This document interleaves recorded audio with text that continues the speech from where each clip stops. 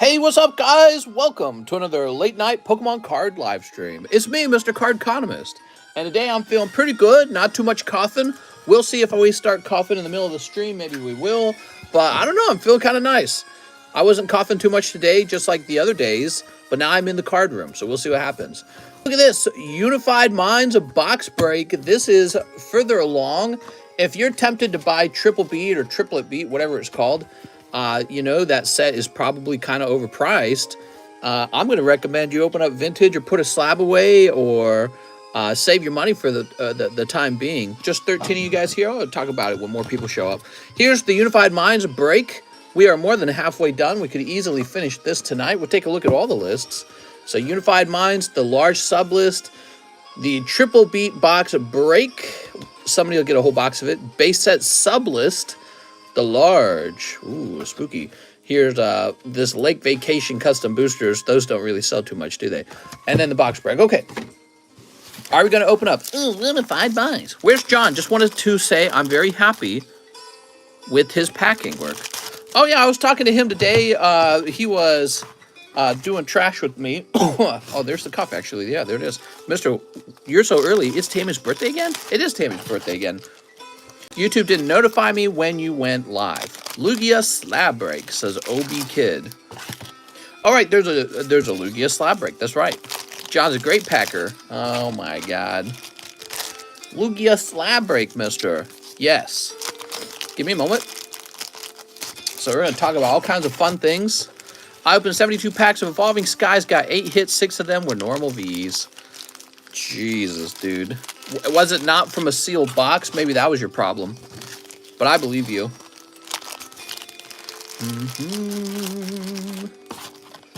Break my back, mister. You want the break my back sound effect? Excuse me. Huh? You gonna snap my back, bro? Is SLAB-AWAY bank safe? It's safe. Yeah, we don't borrow any money, so we're perfectly safe. Everything's done with cash. We don't loan or we don't borrow any of our money. So the Bank of Cardconomist is doing extremely well and very recession proof. That's the word I'm looking for. All right, move that off the table for the moment. It will. Did you take some allergy medicine? Nope. How many spots left on the Lugia? Yes, the Lugia is the talk of the town. Let's go find him. There's that urge to cough. Yeah, I wonder if it's a vocal cord thing. I didn't cough all day today. I was feeling great today. Oh, man, so many good slabs this time. Look at all these expensive slabs we got. We got Nidoking. Now, he's a big boy. $5,000 for this card. My opinion, it's worth it. I have a Nidoking myself. I got this additional one to sell. And he's from the Aquapolis set. He's very rare, and he's very beautiful. This card will always be popular. Here's a Victory Bell. He's pretty expensive too. It's a Victory Bell. Here's Misty's Gyarados. So I happen to have more than one Misty's Gyarados, and I'm placing one for sale for now.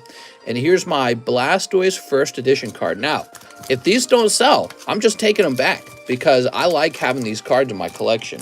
But I don't have any other fancy cards for you guys, so I've just got to pick something out, you know. Ooh. 1 out of 65, $16.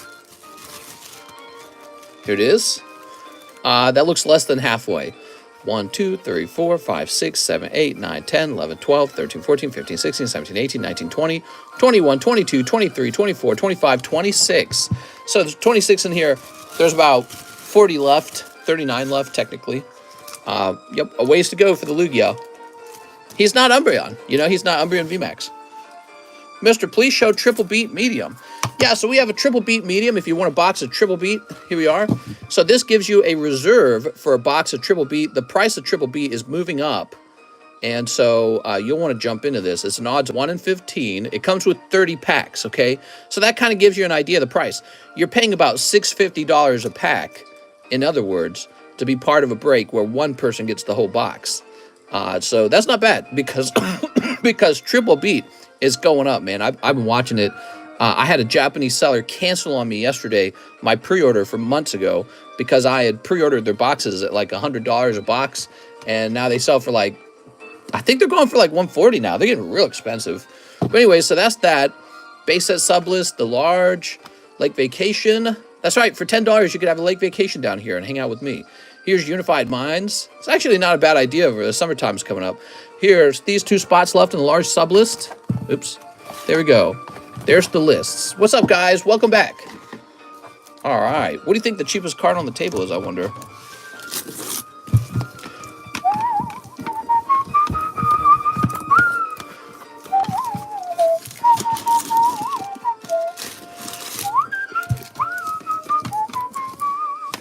That's pretty cheap. 30 bucks. Oh, that's pretty cheap.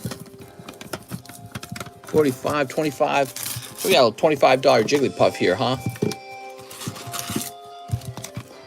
What's up, Mr. 4JC? That's only 25 bucks. That's pretty cheap.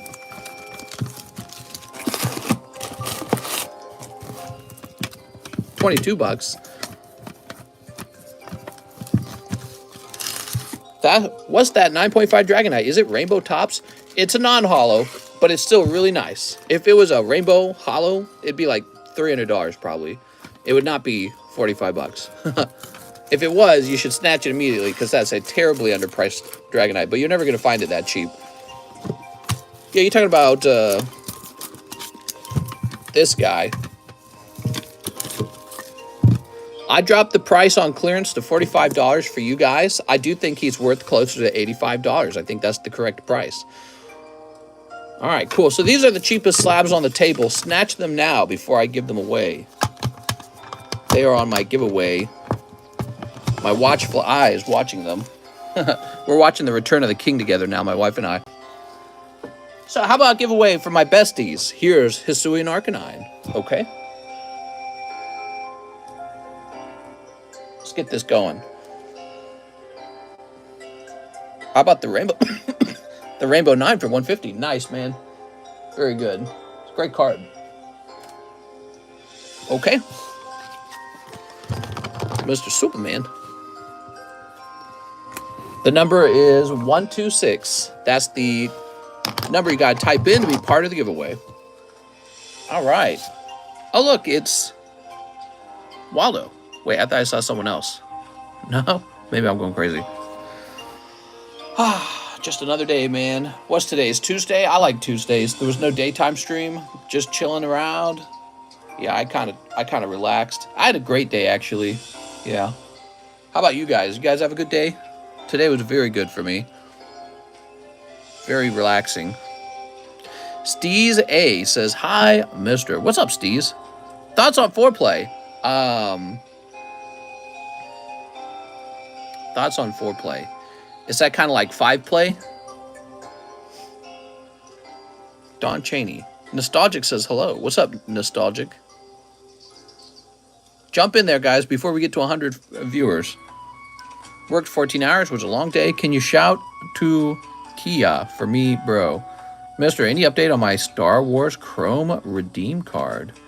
Oh, your Star Wars Chrome Redeem card. This one over here, perhaps.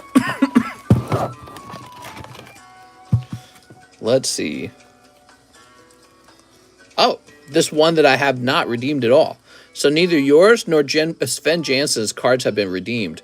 Aiden, did I have your permission to redeem it? I don't even remember now. Wow, these expire in a year? They expire in a year. Did you know that? Okay, so I'm going to put this over here. He's given me permission to use the code. Did you hear about the store that lost $250 worth of Pokemon products after someone broke in? Yeah, I hear there's been a lot of break-ins, and I'm lucky. I get to live with my cards, so I'm like my own watchdog. You know what I mean? Here we are. Eric Holmes. Okay, Eric. Not smart. Eric Holmes is the winner.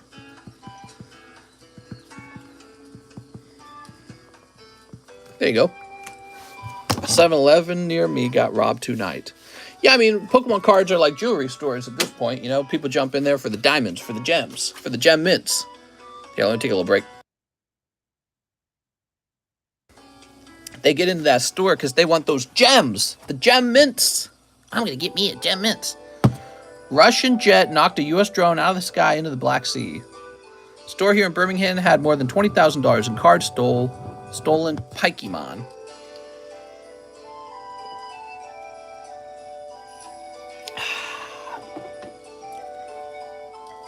Got to get a Pitbull to watch the Zards. Don't tell my wife that. She was telling me she really likes dogs is what she was telling me. I was like, oh my God. We're going to end up with the dog. All right, let's see. Let me turn this down. It's way too loud. How's it going, everybody? Welcome. So Triple Beat is way overpriced. I don't know. If I was you, I don't know if I'd be buying any Triple Beat. Just the truth. Triple Beat's way overpriced. And there's a good reason for that. I'll just explain it. It's real simple. Did you get it? Yeah, we have Triple Beat on the way, and it could arrive any day now. Could arrive tomorrow, in fact. But here's the problem with Triple Beat. There's no Sword and Shield English cards yet. Like, they're already on the second...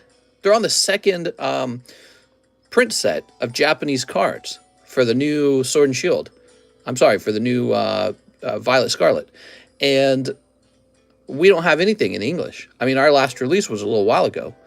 So you got all these guys who want to open up the new set, and we're just sitting around waiting for it to be printed in English. So what's going on is we're all running out there and buying it in Japanese. And that is a problem because they do not print enough for both America and Japan and whatever other country is ordering them, Europe presumably. So really think about that for a minute.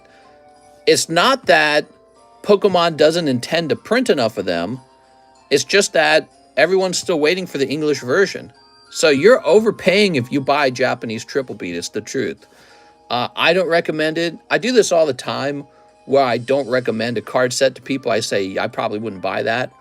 But I looked at the price of Violet booster boxes. That's the base set Violet, Japanese. Same deal. I was just shaking my head. I was looking at it going, this is terrible. Probably there's somebody out there that will buy it at that price. I'm not going to buy it. It is so overpriced right now because the supply cannot meet the demand. It creates a really fantastic scalper environment for people who are in the know. But really all you have to do is wait. That's really all you have to do. They'll print enough. All you have to do is wait. Remember Vivid Voltage? Who remembers Vivid Voltage? Vivid Voltage was a little while back. When it first came out, that box got to like $400 a box.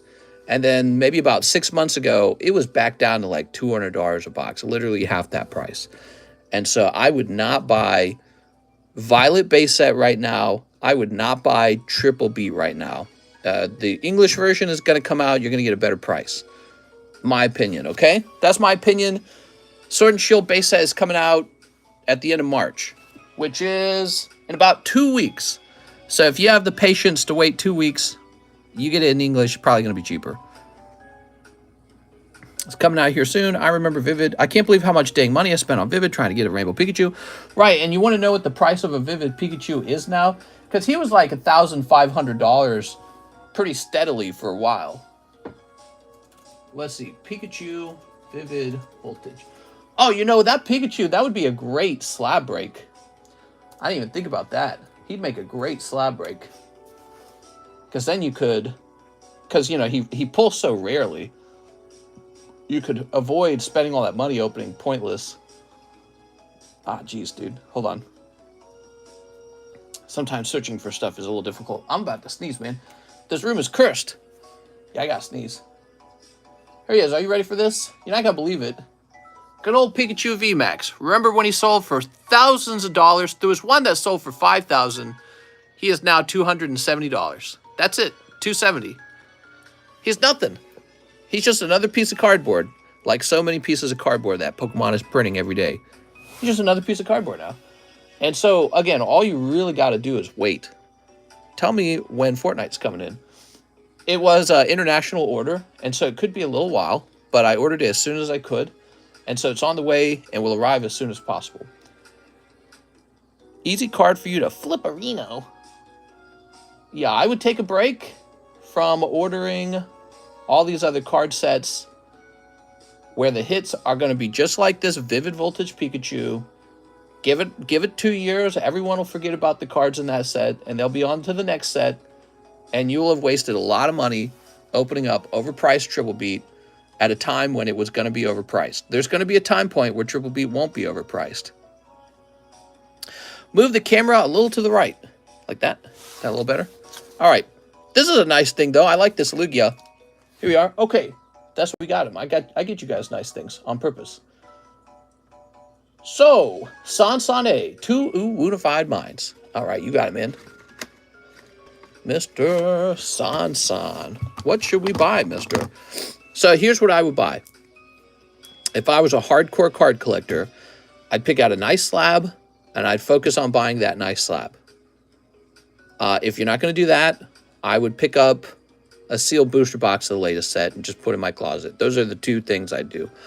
You could also purchase singles and try to grade them yourself. That's risky. It's kind of like gambling, but sometimes that's a lot cheaper than opening booster boxes. So that's what I would do. What I would avoid, the very worst use of your money, in my opinion, right now in the hobby, is buying Triple B. The very worst use of your money right now is probably buying base set Violet. So those are the 2 worst uses of your money. Pokemon will almost definitely reprint those. I don't know why they wouldn't. I mean, the odds of them reprinting it is extremely high. And right now, the market believes those cards are rare and valuable. I don't think so. I think that is just a case of there not being enough supply to meet demand. So everyone's getting this feeling in their gut like, whoa, well, these must be in such high demand. Everyone wants this card so badly because look at the price is so high. No, there's just not enough of it. They can't print enough for the whole world. Japan can't print enough cards for the whole world to open Triple B. That's what's really going on. But eventually, Triple B is going to be printed in English. I think it's going to be printed in Chinese and some other foreign language. And then there will be enough of it. And then all of a sudden, you will have way overspent on something that's not even rare. So take a little breather, guys. That's what I do. You think I rush to buy stuff? I'm always taking a little breather. How much modern packs have you seen me open in 3 years? None. Almost none. If I open it, it's like a joke. I open almost none of it. And I'm doing very well in this hobby. I'm not doing poorly financially. I'm doing extremely well. Maybe part of it is because I sell you guys these booster packs, but I tell you not to open them, and then you do. But yeah, I brought my slabs in the room, by the way, to show off some of these cool slabs. Look at that Dragonite. Mr. Key is to say he does not do it and does it behind doors. Nope. When you see these cards come back, you mostly see vintage cards coming back. I graded this, and this, and this, and this, and this, and this. I'm just grading vintage cards. You can grade modern and flip it. There's enough guys doing it already that it's a bit of a risky business. I'm really enjoying grading vintage cards. Here we are. You've never opened heaps of modern. Never. Yeah, never done it. Look at this. Beautiful. Look at this Lugia with the Pokeballs. You know, it's funny is I got 2 of those Lugias. Modern will eventually be vintage. Yeah, I agree, but when do you want to buy Pikachu is the question. Remember the Pikachu I just showed you, $270. When should you buy him? When he's $5,000 just as he releases? Because that's what he was just when he released. He was $5,000.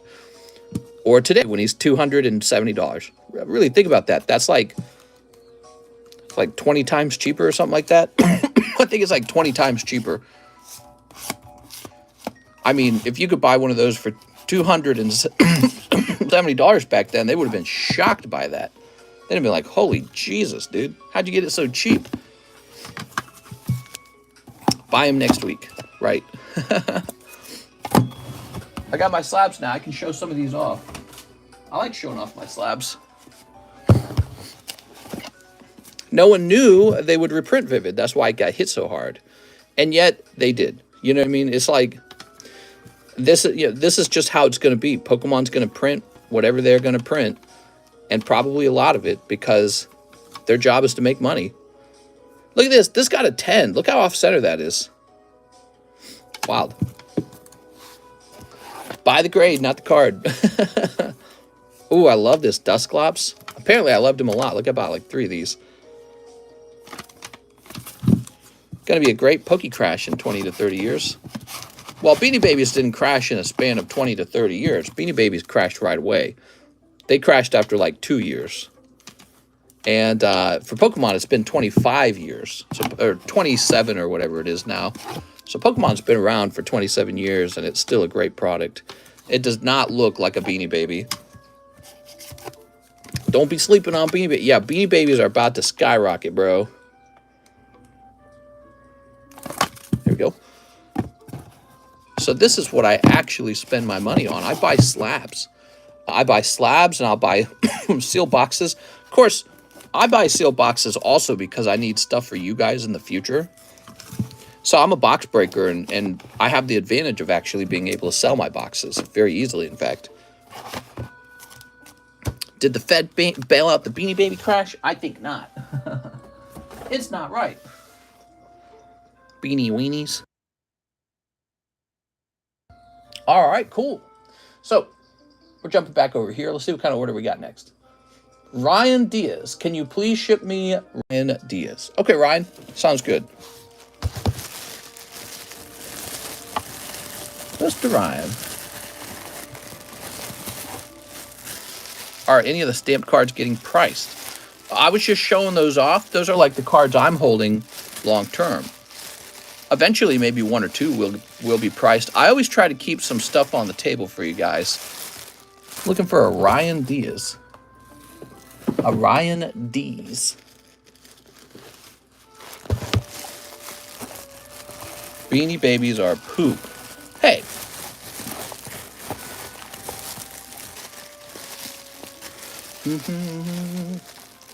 Is it like a large bag? Is that what's going on? You didn't really say. Were you ever a fan of Survivor? No, I never watched it. I want the Sableye from Deoxys. If you could let that guy go. Absolutely not. That guy looks insanely good. He's one of my favorites from that set too. So you're like coming to the same conclusion I did. Like, oh my god, I want that. Well, guess what? So do I. That card looks amazing. Robin. I just can't find this guy. Ryan Diaz. How old of a bag are we talking, Ryan? Oh, never mind. I found him. He was in box number 3. Blech. Is this real life? K-Meat, Jeff, props. Okay, Ryan.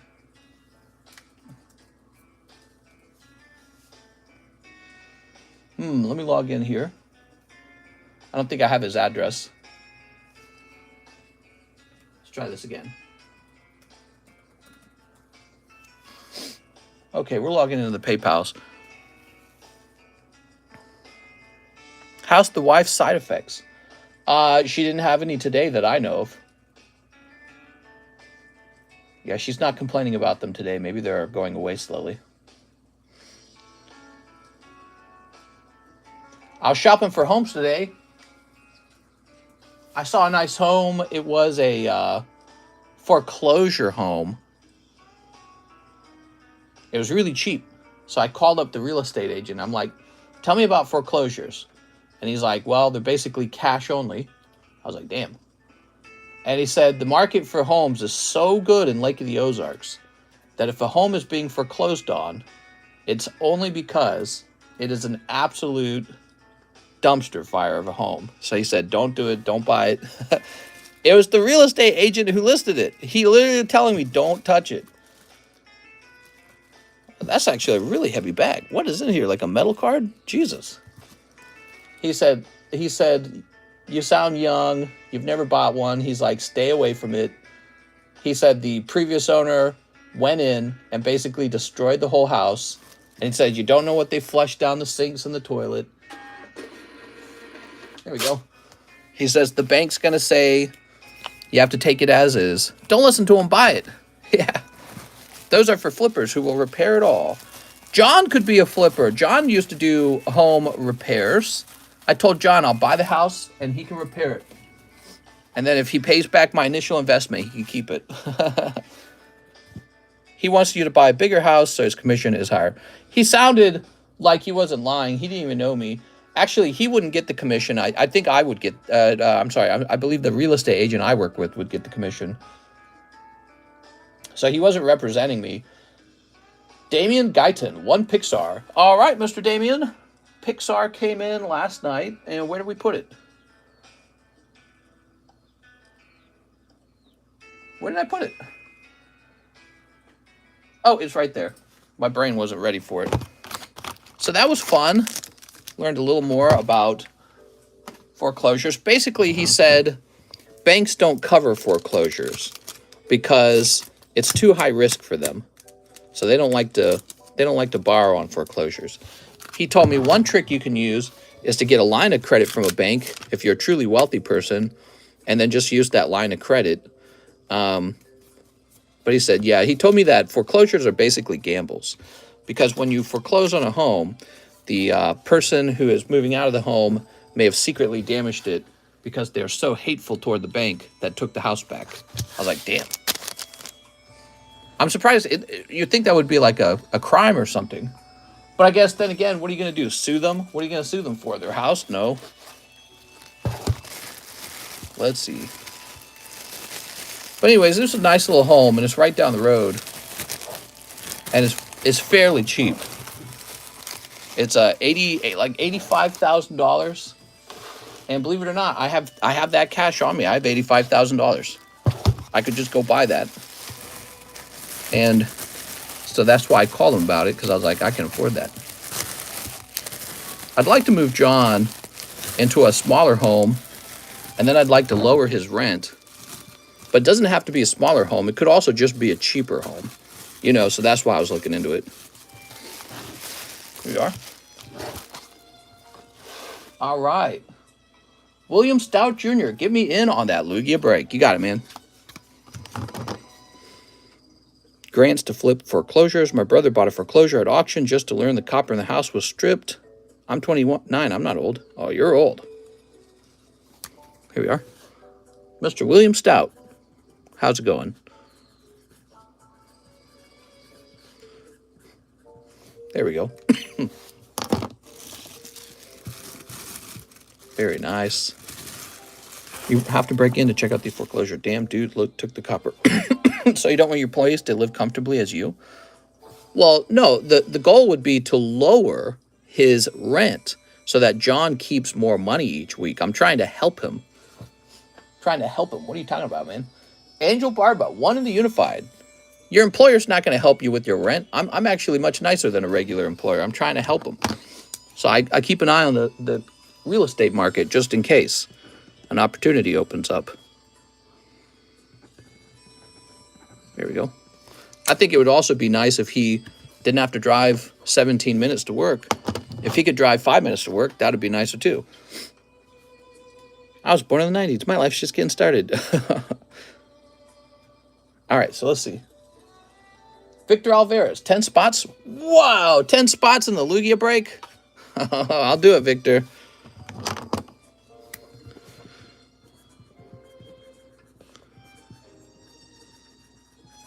There we go. Mister, I drove 2 hours to work every day. Nice. What do you do? Why do you have to drive so far? I had a job with Coca-Cola where sometimes I had to drive an hour to work and then an hour back, so it'd be like a total of 2 hours. Actually, I hated it because it's like unpaid work. 1, 2, 3, 4, 5, 6, 7, 8. Oops. 9. 10 spots going deep. I don't recommend going deep, guys. It's a good way to lose all your money. It worked out for Mr. Hathim one time. Union plumber. Nice. Ooh, 2 hours to do plumbing, man. Must be very tiring days, you know. 1, 2, 3, 4, 5, 6, 7, 8, 9, 10, 11. So I'll throw this one away. So that definitely moves the Lugia up. Holy. Thomas Yonan, 2 in the large sublist. Give me a moment here. So I really didn't cough all day, once again. And I actually sat in here not talking for a while Just relaxing in here because my wife went to bed early today.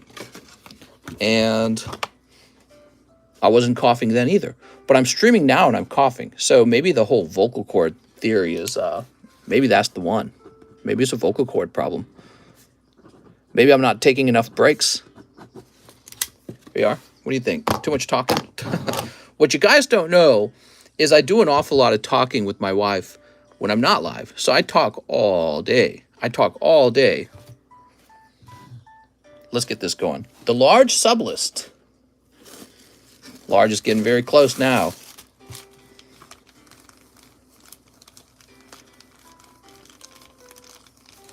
Oh. Like the video. Yeah, I'd appreciate 100 likes, guys. Let's ask Hiker. Hiker's got nothing on Volo here. Volo's the door-to-door salesman, if you haven't paid attention. Gotta look out for those door-to-door salesmen. They're always knocking on your door when you're off working and your wife's stuck at home. Your girlfriend's at your place. Yeah, I'm selling these beautiful gems. Mind if I come in? Can I get a number? Scared of modern doctors. No, I'm not. I'm highly inconvenienced by doctors, especially if it's just like a cough that's going to go away.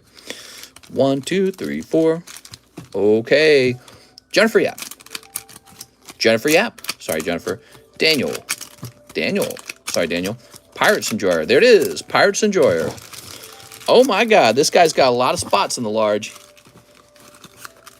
Mr. Pirates Enjoyer wins another spot in the large. How many spots does that bring him up to? 1, 2, 3, 4. He's got 5 spots in here by himself. Damn. His odds are much higher than the rest.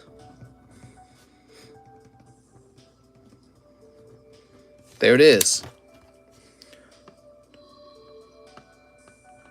7 spots remain. All right. I don't expect people to buy into the large. It's too expensive, too risky.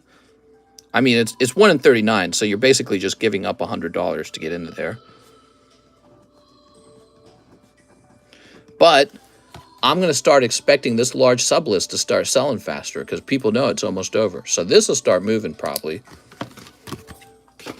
All right. Crazy, man. Crazy, man. Who wants a Temple of Mewtwo? Ooh. That's what this card's called. The Temple of Mewtwo. You can't really see it. It's a very dark card. Temple of Mewtwo. You ready? All right. So this one will be for subscribers only. We did a giveaway earlier in the stream, and that was for everyone. But this one's for subscribers only.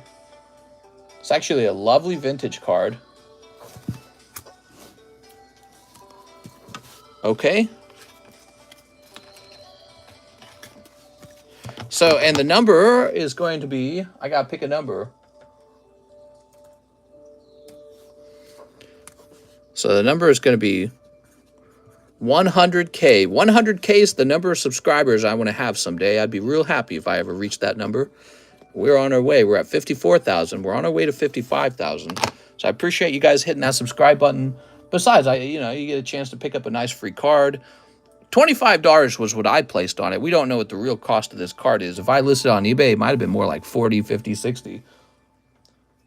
Who's next? Octavio, who's ordering a round of shipping. You got it, Mr. Octavio. Now, did Octavio need Omar? Ah, here we are. Thank you, Mr. Octavio. Did you have slabs, Octavio? You almost certainly did. Yeah, I bought John like $1,000 of shipping equipment today.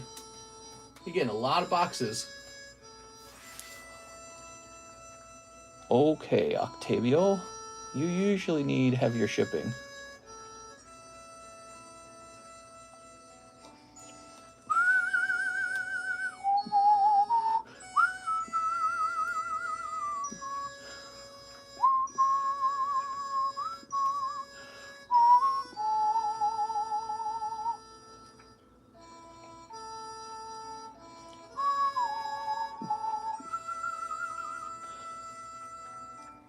There we go. Very nice.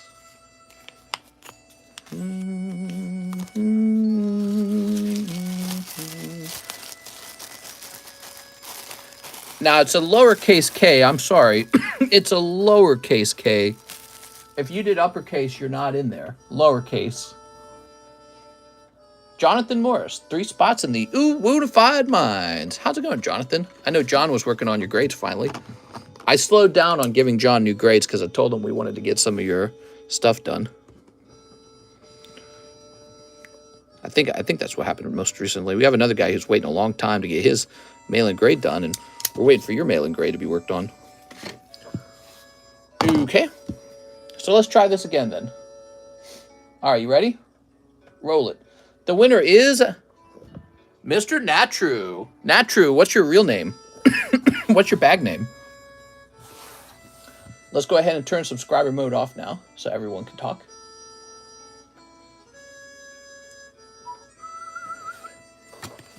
Midnight Suwazo. Cool, man. Here we are. Awesome. How about that? Free slabs. There we go. That's me. Did you guys see some of the new expensive slabs we got? We've got these 2 right here. Misty's Gyarados 10, first edition holo, and Nidoking Crystal from Aquapolis. Whoa, those are pricey. Those are on the expensive side. All right, cool. Xavier Teague, Dragonite Top, CGC 9.5. I'm new, no bag. How's it going, Xavier? So, this is yours now. And it doesn't go into a bag. It goes into a shipping box. And it's an alphabetical order shipping box. And that's why we write your name on the back of this on the back of this slab.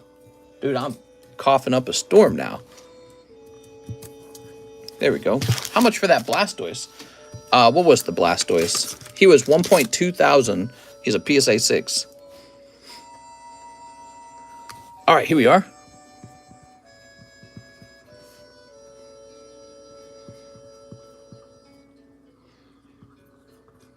Very nice. Awesome. Then we have OSM. He wants into the slab break. Here you are. Mr. OSM. That could be the winning card right there, OSM. What is that Blastoise? Like base set?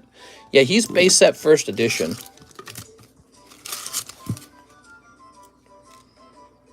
There we are. Lovely card.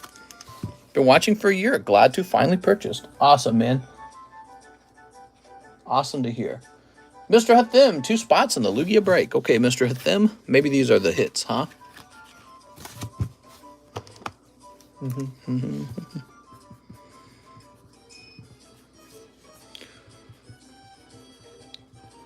You know, it'd be fun is if we had like 2 rolls and then it was like a coin toss between the 2 guys. How are jumbo cards graded? Jumbo cards? Well, PSA grades jumbo cards. 10 Lost Abyss. You got it, man. 2, 3, 4, 5, 6, 7, 8, 9, 10. All right. Very good. There we go.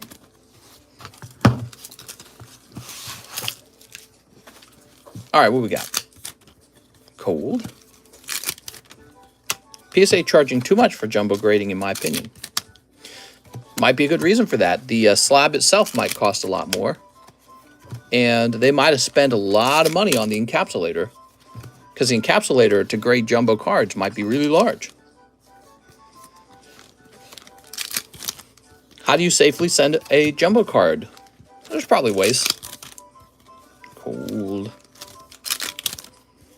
Some hollows. Cold. And a Rotom. I bet they charge a grip for Funko Pop. Mister, do you ship partial bags if specified? Yeah, sort of. You can just be like, oh, leave all my hits or ship all my junk or something like that. You know what I mean? Or if you're like, I want these 4 cards shipped. There we go. Mr. Hathim. Lovely. Let's find your bag. So in this case, no major hit in those. Here we are. $40 to grade a pop. Damn, that's a lot. Alberto Gil, one of the unified bonds. The extra dollars for shipping. I have $8 of credit written on my bag. Okay. Alberto Gil plus shipping. Thank you. Looks like Unified Minds are ending tonight, guys. Andrew says 2 Pixar. We're loving our new TV. A lot of fun. We've been watching Return of the King and other things. Wow, Unified Minds. Unified Bonds crossover set. Can you double check if it got shipped? Andrew Thompson. Okay, Andrew Thompson is wondering if he got shipped on March 7th. Little dinosaur. Okay, and piggy bank. A lot of cute cards in here. They're crossing over Lord of the Rings, Magic the Gathering. I saw that.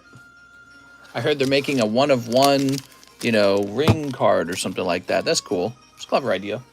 The One Ring. So Andrew Thompson. Okay, let's go looking for this. The problem with the One Ring card is like, how are they supposed to hand it out, you know? If somebody pulls it in the first month, then the remaining shipments, everyone knows that it's gone. Everyone knows it's already been pulled, right? You know what I mean?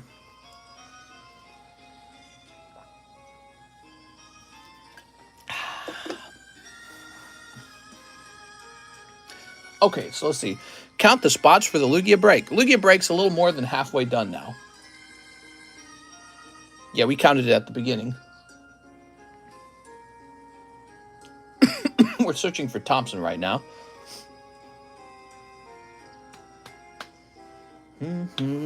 Let's go looking for him while we wait.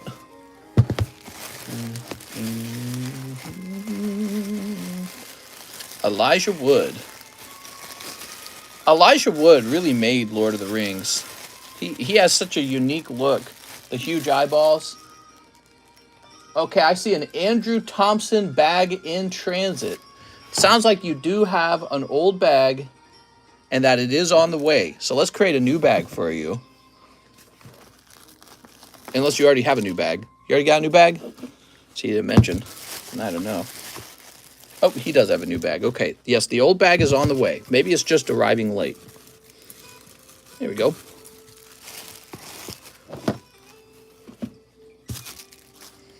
Okay, very good. Let's get a little shuffle going on here. Path to the Pokemon League. Very cute. Kangaskhan 8.5. Deoxys 10. Smeargle 9.5. Aranya Perfect. Ooh. So nice. Lots of nice cards. Dude, it's hot in here, dude. Dude, I gotta turn the AC on. It's hot here. I'm like sweating. Give me a second.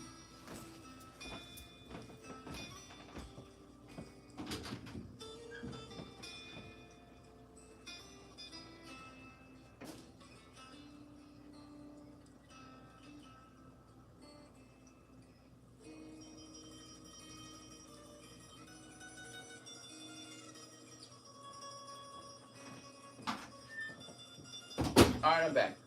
I'm such a naturally hot person. My body generates a lot of heat. If my house was 60 to 65 degrees, I'd be more comfortable.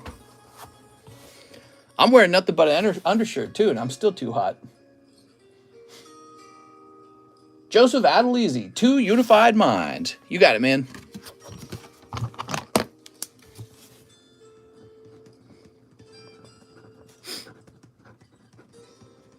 Just a naturally hot person. There we go. Lance Weiss, 1 Topps first movie pack. You got it, man. Love these. Okay, and a Merlin Series 1 pack. Look at this, guys. Look at this beautiful stuff. Nice. can't wait to find out what's in here. How about you guys? You ready? Nothing but a shirt? Right, only a shirt. Butt naked. There we go. Corner rule says wait. What? Okay, let's keep going. I don't know why you said wait.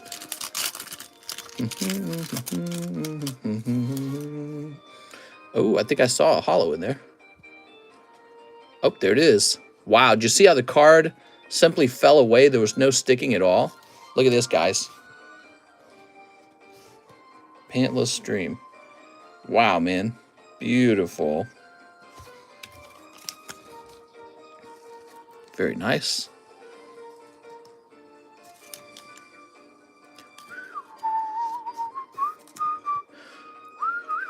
So that's Farewell with Charizard, Pikachu, Mewtwo, and Mew on it. You got Cubone and Eevee on this sticker card. These sticker cards must be so hard to grade 10. Look at this. Look at how the cards are not sticking even a little bit. That is a very good box of cards, guys. There's no doubt about it. That is some pristine-looking Pokemon product. You got Venusaur as well. 3 gradable cards. They're all gradable. If this were to grade 10, I would grade it. If this were to grade 10, I would grade it. So keep an eye on all your pulls. But those are going to be the first ones to grade, right? Beautiful stuff. It's very neat having pre-knowledge about the quality of the cards in the box. You know what I mean? All right, what we got?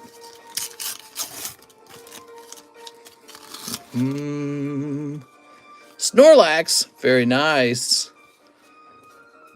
All right, and he's got the Z's coming out. He's so cute.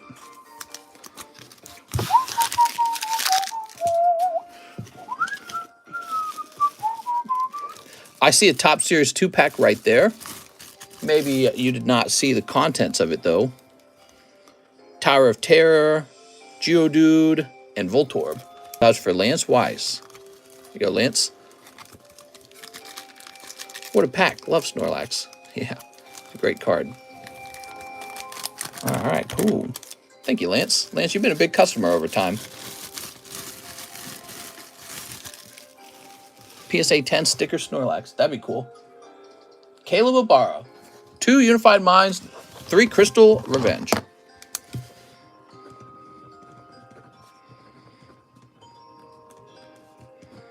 There we go. Caleb. Now he says 3 Crystal Revenge. That's Yu-Gi-Oh! You know, it's about time for me to research Yu-Gi-Oh! And see if there's a new set out. There probably is. How much for the Misty's Gyarados? $1,300. You could put something like that into SLAB-AWAY and pay it down over 6 months. Here we are. You could put it down for a whole year for $50. So for $50, you could take a year to pay that off.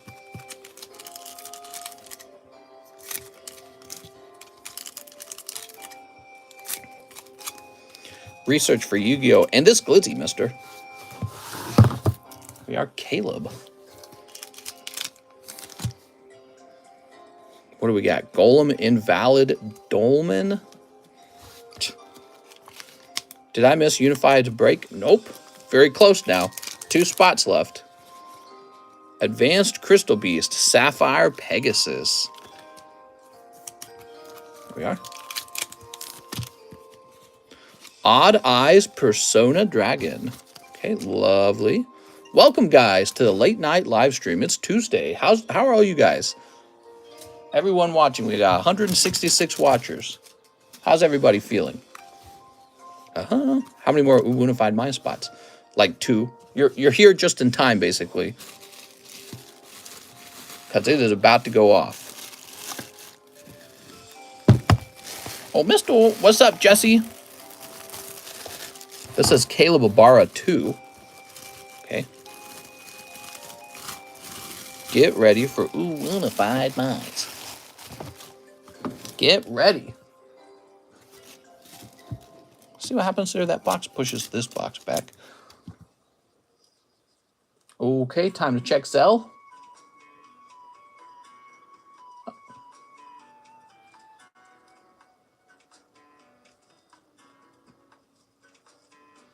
All right, so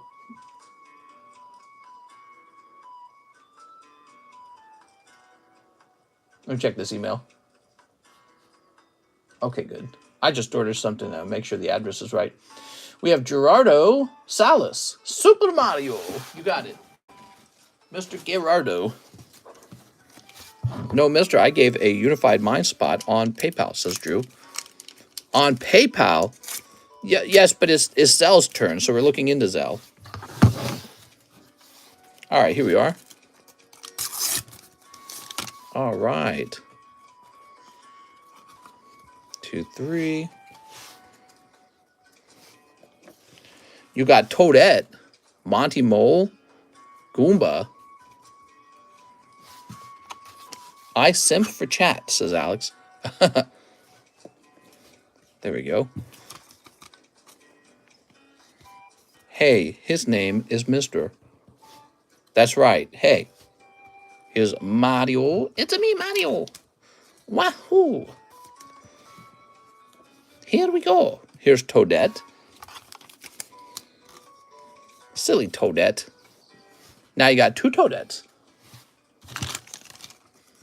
One for each of your girlfriends.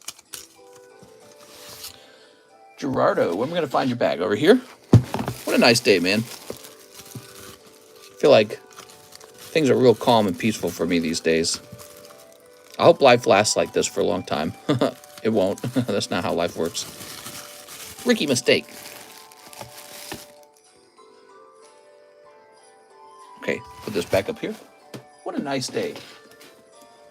A nice day to talk about the banks. Did you hear about the banks? The Battle of Champions. Blah, blah, blah, blah. I don't like socialism. Blah, blah, blah, blah, blah. Here's Gyratina. Gyrating. Pop 30 War Turtle. Humana, humana, humana, humana. Here's Bulbasaur for 45 bucks. Melodic. Lovely card. That card might need to go into the live customs. Okay, cool.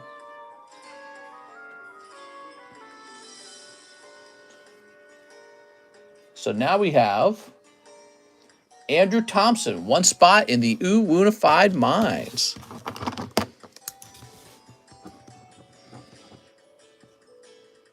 Caleb ordered 2, not 3, right? Looks like he did. Thompson, son of Top. Show me the squirrel slab. Order in Zelle. Your order in Zelle came after I clicked on the Zelle order, so now you have to wait for the fresh PayPal orders to be taken care of. So that's kind of the rule. In other words, Zelle can't just be used to cut the line. There's guys in PayPal who ordered before you, so I hate to tell you this, they gotta go first. Maybe they didn't order the last 2 spots, though. We'll see. So Wilder Cardano, 2 of the One Piece Paramount War. Okay, Paramount War. Let's see. I think this is Paramount War. Zelle is not a line cut. There is an actual line cut for $10. I would not spend that on the Unified Minds break. I don't even know if that should be allowed. I would piss someone off if I allowed that, probably.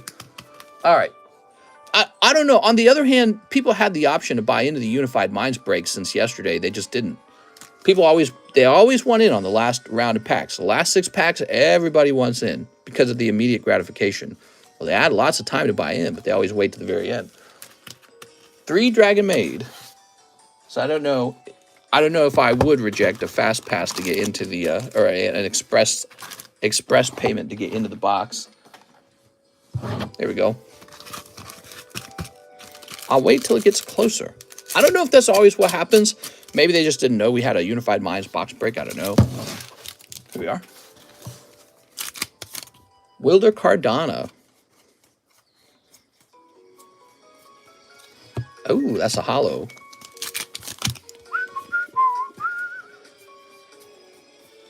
That's a hollow. Mr. Wilder, let's pull you a big pull. That's also a hollow, and she's got like a wiggly weird horn, and it looks like she's giving a boob job to something. Okay. How about this? Creepy guy. It's all in Japanese. I can't read any of this. And pirate with the top hat. Wait. Why don't I have a top hat yet? It makes no sense. I should have a top hat. There we go. That was for our friend Wilder Cardano, who's got a box. Denied jumping the line for the last 6 spots. Here we are. Well, that's when people would actually want to jump the line, is for the last 6 spots. And it's not like they're sniping when they jump that line. So we have a no snipe rule. You can't snipe a hot box. You can't snipe the live customs. They wouldn't be sniping Unified Minds because we don't know if the box is hot until we open. But they would be getting the last packs and maybe stopping someone else from getting them. So here we are. Next up, Nicholas DeMarcus, who wants 7 base set Violet Japanese. Should I ship my bag? It's entirely up to you, Mr. Nicholas. Why is the last six packs so sought after? I think it's because they know the wait time to actually see Unified Minds get open is very short. So that's definitely the reason. They know they are about to watch their box get opened. Whereas somebody who bought in yesterday, you know, they know they're going to have to show up tomorrow to actually get to see it open live. So they're going to have to not miss the stream the next day. So the 6 spots are way more desirable. Here we are. The last 6 spots are always like, yeah, you're going to get to see the box for sure. Just from sitting there for 30 minutes and waiting. Okay, that's a cold one. Slow bro. And in doo-doo. It's in doo-doo. All right, that's for Nicholas DeMarcus.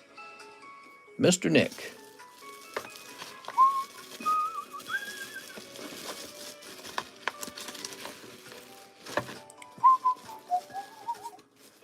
I'm just searching for your bag.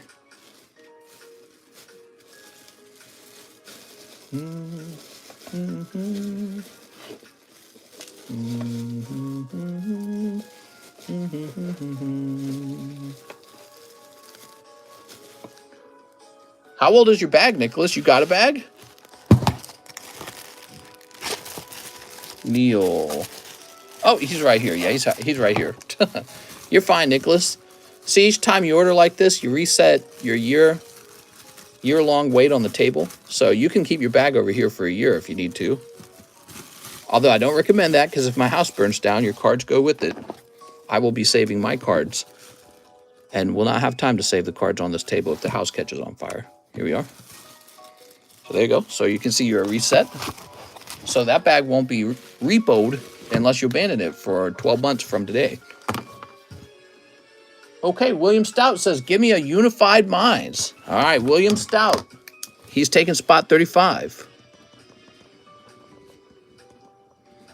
Here you go, William Stout. David Mallory, first-time shipper. Can I just ship all my One Piece cards? David Mallory. What's up, David? I think we can do that. That sounds very good, in fact. Have you practiced a fire drill? Not really. My wife knows what I want grabbed in the case of a fire. We haven't, like, practiced it, I guess. She just knows what to grab first. We don't have any kids, though. So, in the event of a fire, we would have, I would presume we would have enough time to grab some of the critical stuff and jump out the window. There we go. What would happen if the house burnt down and all the bags burned? I would make a video saying all your bags burned and that you should have shipped it. I'm telling you now you should ship it if you're worried about a house fire. Okay, because I don't insure these bags. Because it's too complicated trying to insure these bags. The value changes every day. When you try to insure cards, they want to know every single card that's being insured. You think I'm gonna create like an inventory of every card in every bag? Nope. So your bags are uninsured. And if this house were to get blown away in a tornado, which happens here in Missouri, Missouri gets tornadoes, you will just be missing your cards. So that's the case on this. And can I just ship all my One Piece cards, says David. Oh, David only wants the One Piece shipped, I think he's trying to say. You got it, David. Yeah, One Piece only. reading that a second time, I think I understand your order better. You want to keep your Pokemons over here, but the one piece comes home to you. Here we are. So let's get that one piece. I would ship these two, to be honest. Let's get some of this junk off the table for you. Like, here's a nice card. Tangela. You really going to grade Tangela? I don't think you will. You might grade Dark Alakazam. Dark Kadabra, I mean. Yeah, so these cards are all uninsured. And if you feel uncomfortable leaving them with me for too long, just go ahead and ship them. But yeah, just how we've been doing it for a while and how we'll continue to do it. Summer is right around the corner. We're good, guys. Yeah. You're talking about from tornado season? All right, cool. John going to have hella work archiving everyone's stuff. How can you can ship the extras. The extras, let's see what kind of extras we got in here. That's an extra. These are extras. These are energy cards. They're actually kind of nice. Honestly, some of these aren't going to be graded either. Okay, I consider these extras. What is this? This vintage is actually not bad. All right, cool. So now, David, you have a much smaller bag. How about that? You have a much smaller and nicer bag, saving me a load of room that we badly needed. Thank you, David.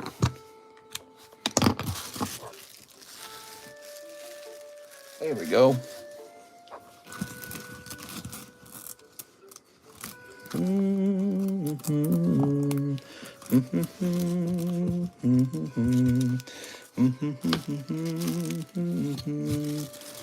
Can we have a stream where John just catalogs everyone's bags? That'd be funny. There we go.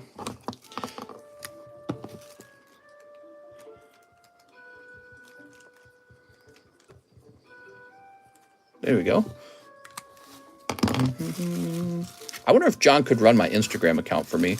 He's over here, so he could actually take pictures of my stuff for me.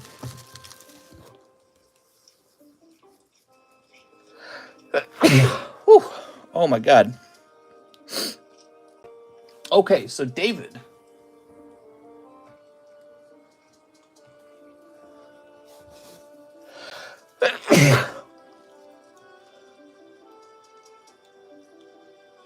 I'm dying in here, guys. I swear to God. Oh, man.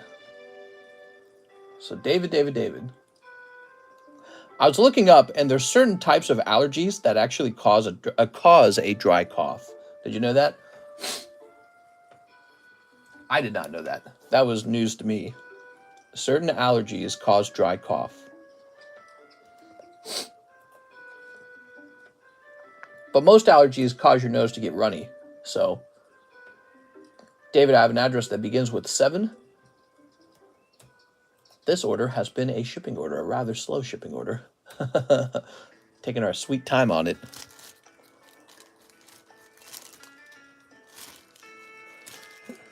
Did he say he had slabs? I don't remember.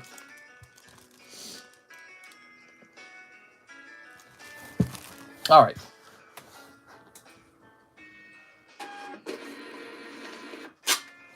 Very nice.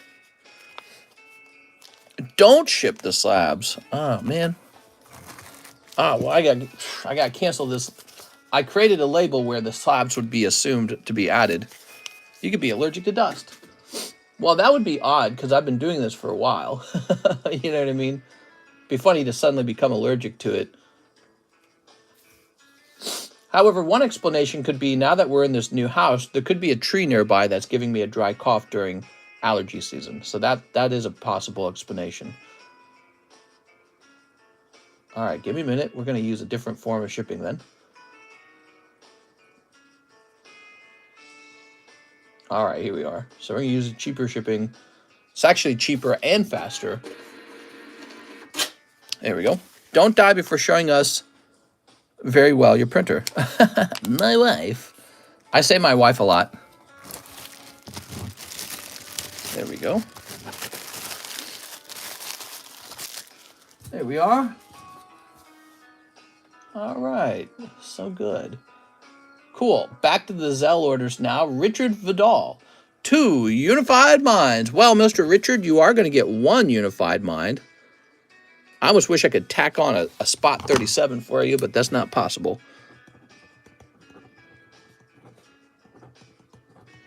All right, and so you're owed, well, there's $19 each, so you're actually owed,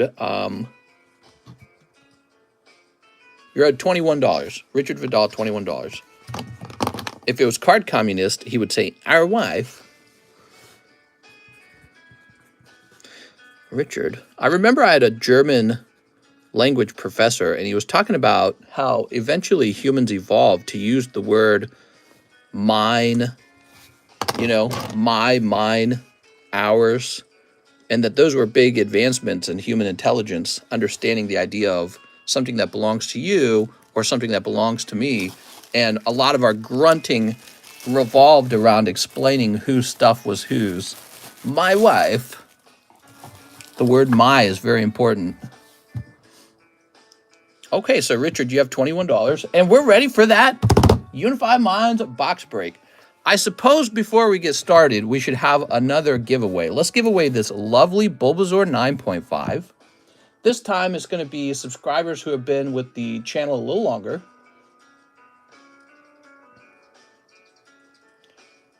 Okay, so it's going to be set to subscribers that have been with us for 1 year.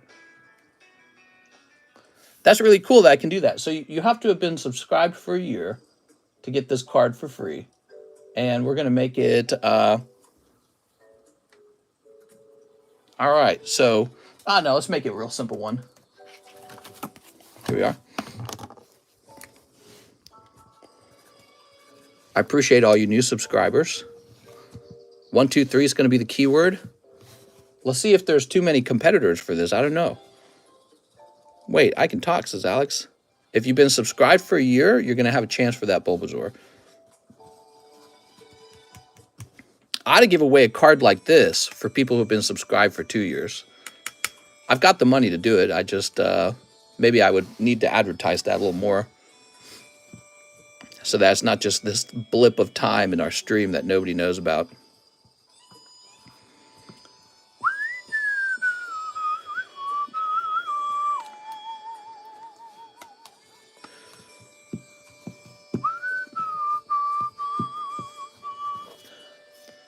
All right, is everybody ready? Who hasn't guessed?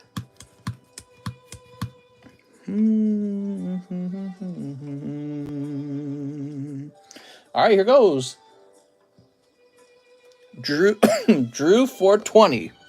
Mr. Drew, picture with your dog. Who's that? Andrew Thompson? Is that Andrew Thompson? Who is that? That's me.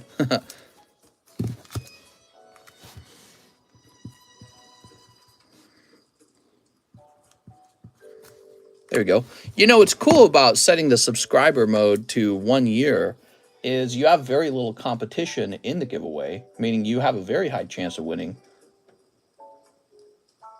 because we've narrowed down the pool of people who can guess to such a considerably more fractional part of the stream. Here we are. Cool. So, Unified Minds. Let's grab it. I'm ready, man.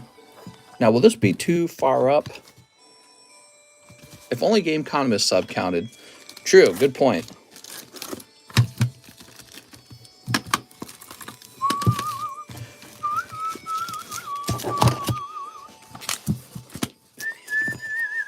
I always have to remove some slabs to make this easier.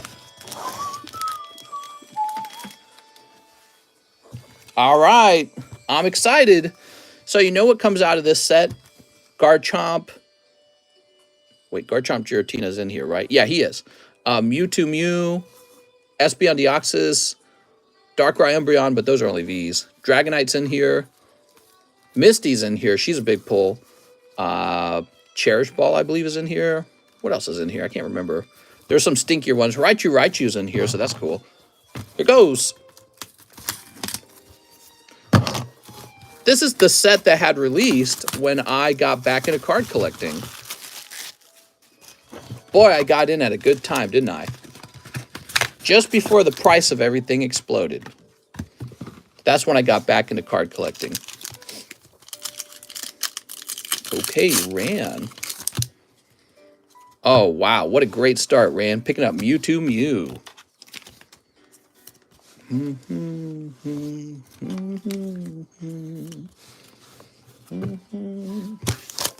Go find Rand's bag. He should be over here.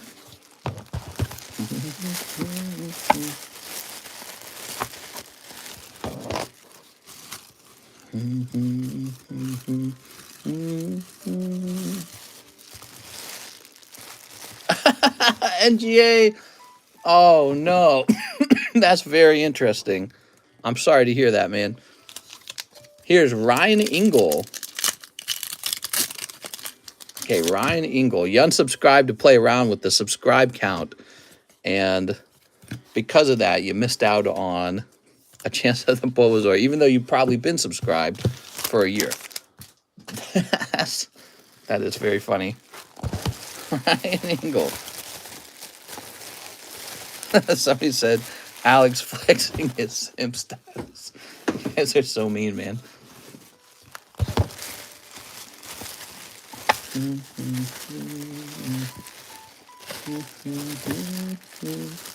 This is Ryan Ingle.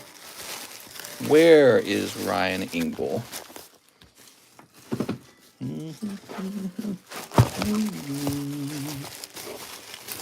Nowhere to be found. Oh my God, I hate the R boxes so much. I can never find what I want in the R boxes. That's it, he gets a new bag. New bag with one card in it. I'm losing my mind. There's too many R boxes. There's too many R bags. It didn't say new bag next to the name. Let's see.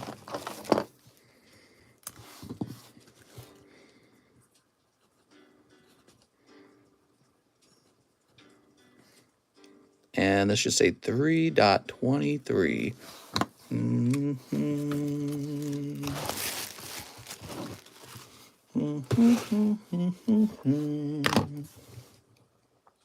Cool.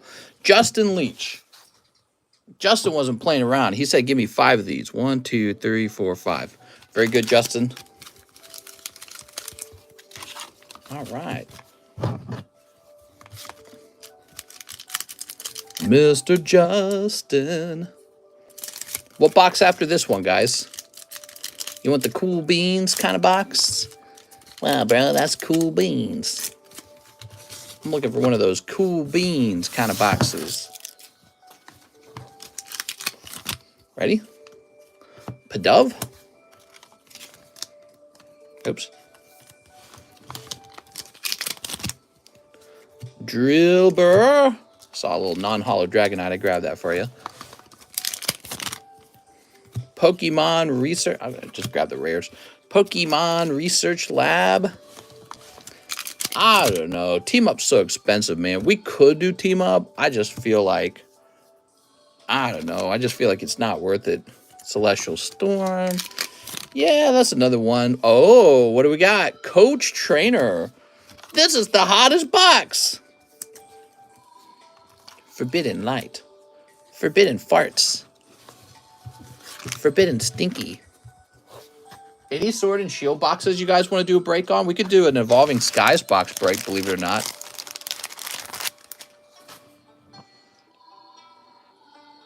Okay, so all that for Justin Leach.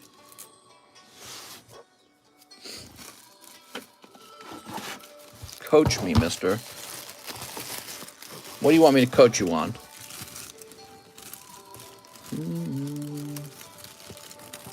Crimson Invasion. Yeah, Crimson Invasion. We could probably put that on the menu for a while if we really wanted. Joseph Campolongo has 3 spots. Okay, Joseph.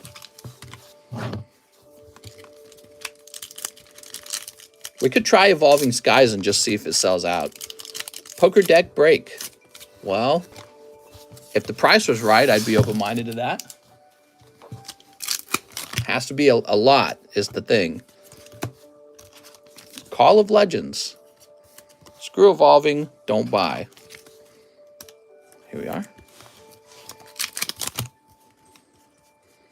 Dynamo. He's just a little fishy. Coach my daddy. Coach my daddy. Coach my mama. Type Null. That's for Joseph Campolanco. Sorry, Joseph. No crazy ones in that round. You got the electric hollow, but that's electric. Joseph Campolanco. Joseph's been a real nice part of this channel for a little while. Another EV Heroes. We could do that. Just so that somebody can pull a bad full art. Patrick Grieve. Crazy to see how much it's gone up. And you know what? I don't feel like it's coming back down. That's why I suggested it. That's Patrick Grieve. My suspicion for Evolving Skies is it's gone way up. It's not getting reprinted because they don't got the yellow ink to reprint it anymore. And maybe maybe there's a bunch sitting in a warehouse somewhere and we don't know about it. Patrick Grieve. He's gonna be over here, right? So let's go looking for a Mr. Patrick. Here's a Patrick Greaves. That must be him. There we go. Gabriel Lujan.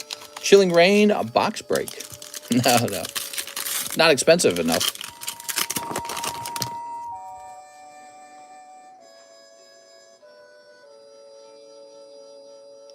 What? You should go do it again.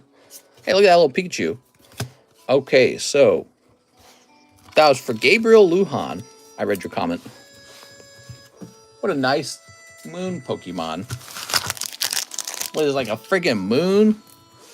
I'm a moon. Don't you see? Crescent. I'm sorry, I beat up on him. Gabriel Lujan. Frickin' Cresselia.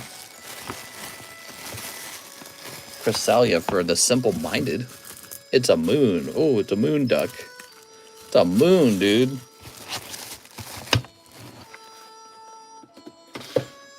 All right, Tracy Wells. Weiss case break. It's an interesting idea.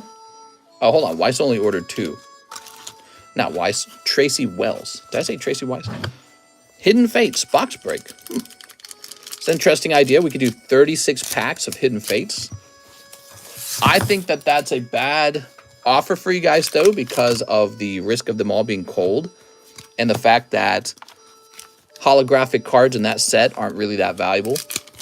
It's a small holo set and it's already been graded 1,000,000 times. Okay, we got Terrakion. Tracy Wells picking up Raichu full art. That's going to be a hit. What a cute card, man. Congratulations, Tracy. So far, the box is decent.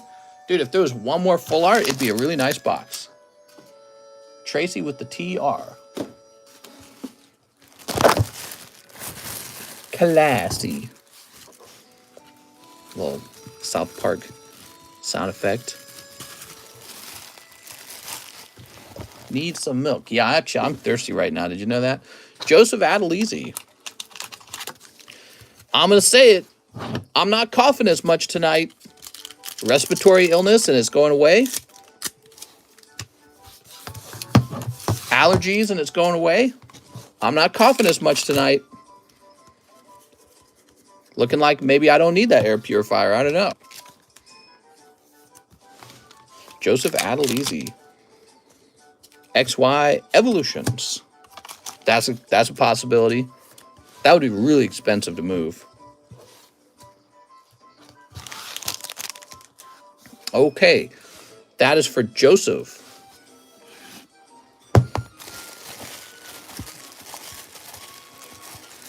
COVID, maybe. Could be COVID, and I'm just getting over COVID. Still out there, right? We didn't cure COVID. Could have just had a case of the COVIDs.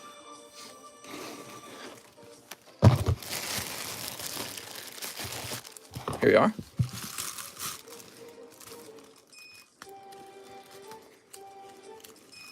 All right. Isaac Schmutzer. Here he is on 17. All right. Musharna.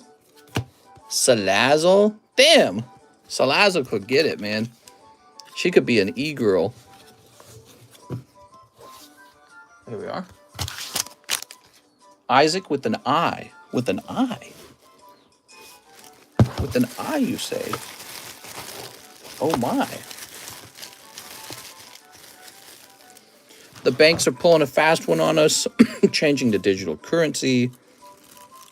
Global Credit Union. Well, they already use, everything already is digital. Everything's just kept on a spreadsheet, basically. All right. They don't have actual cash at the bank. You know that, right? Mario Quintana on 18. Ryan says, hi, how are you? Honedge and Kangaskhan. This is such a cute card. Look at the Raichus on the back. Burning Shadows box break. Now that would be very different. There we go. Oh. Mr. Mario. Burning Shadows box break, huh? I always say don't open Burning Shadows. My life is a lie, says NGA. Why are you saying that? Not sure if you remember me. I was here one night asking about Pokemon Market. Oh, I remember. They only need to keep around 10% of customer deposits on hand. Yeah, there's some rule. That was Mario. Abraham Rios. Mr. Abraham.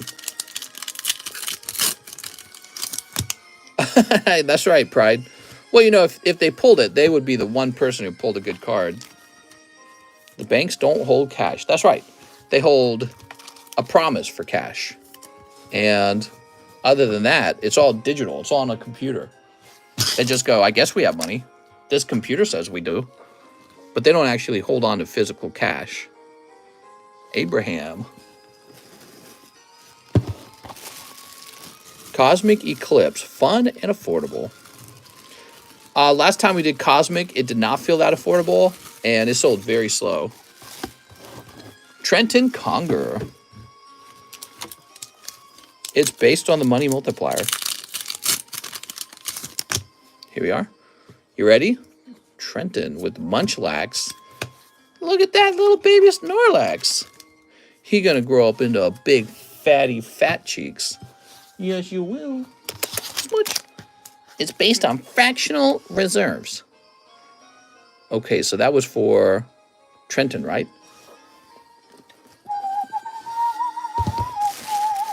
Black and white break. Now, we could do that, but those are expensive. And we've already got an expensive box break as it is. The base set box break.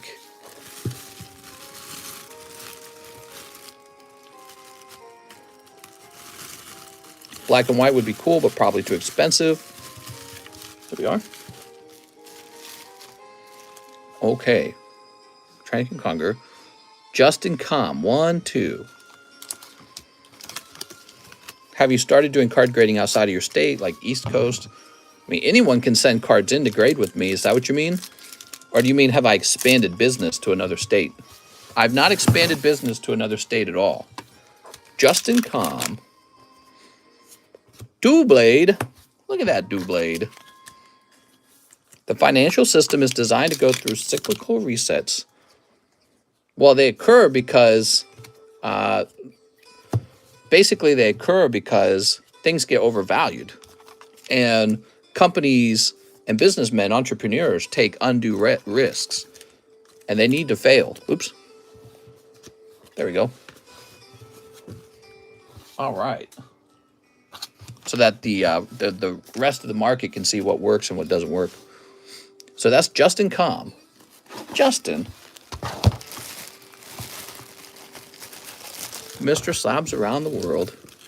Yeah, we just reached a benchmark, 5,000 graded cards. How cool is that? Okay, Justin Com, San A. Primarily due to leverage. I'll leverage this peepee. There we go. Very nice. San A. That's a lot of cards. It's really nothing compared to PSA, but at the same time, I feel really happy about it. PSA probably grades 5,000 cards in like 2 or 3 hours in one day. You know what I mean? We've just spent half a year, actually more than half a year, getting to 5,000. So very slow. We grade like 30 cards a day. They grade like 5K. Yeah, well, PSA grades how many? Let me look it up.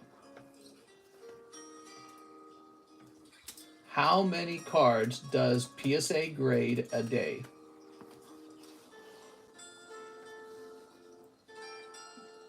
Okay. So this was in 2021 at the height of it. It says they were grading $26,000 or 26,000 cards per day. 26,000 per day. Here we are. Oh. No, we're already done. This was for San, right?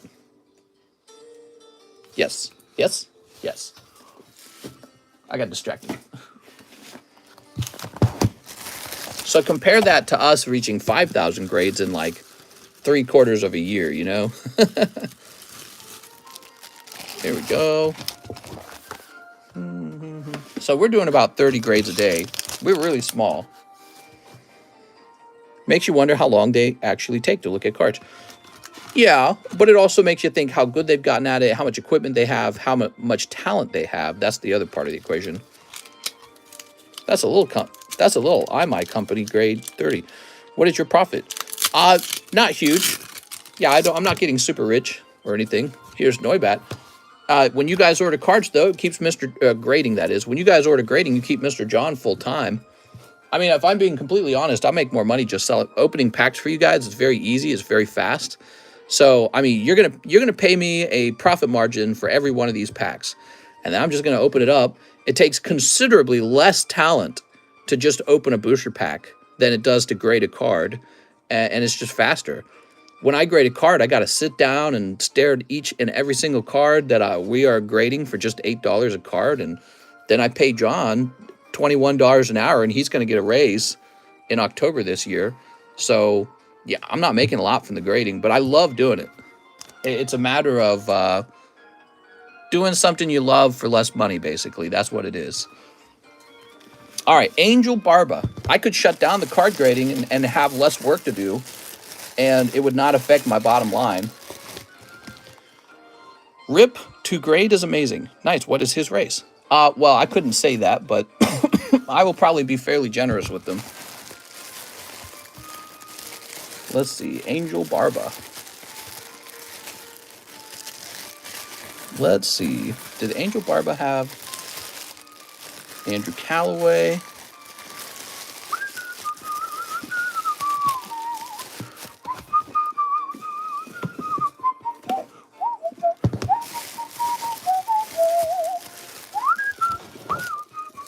All John's really got to do is not make any shipping mistakes, and he will get a nice raise.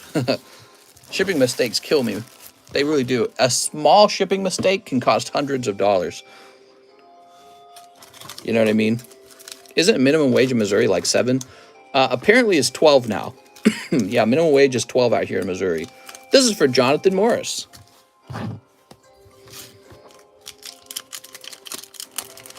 All right, here it is.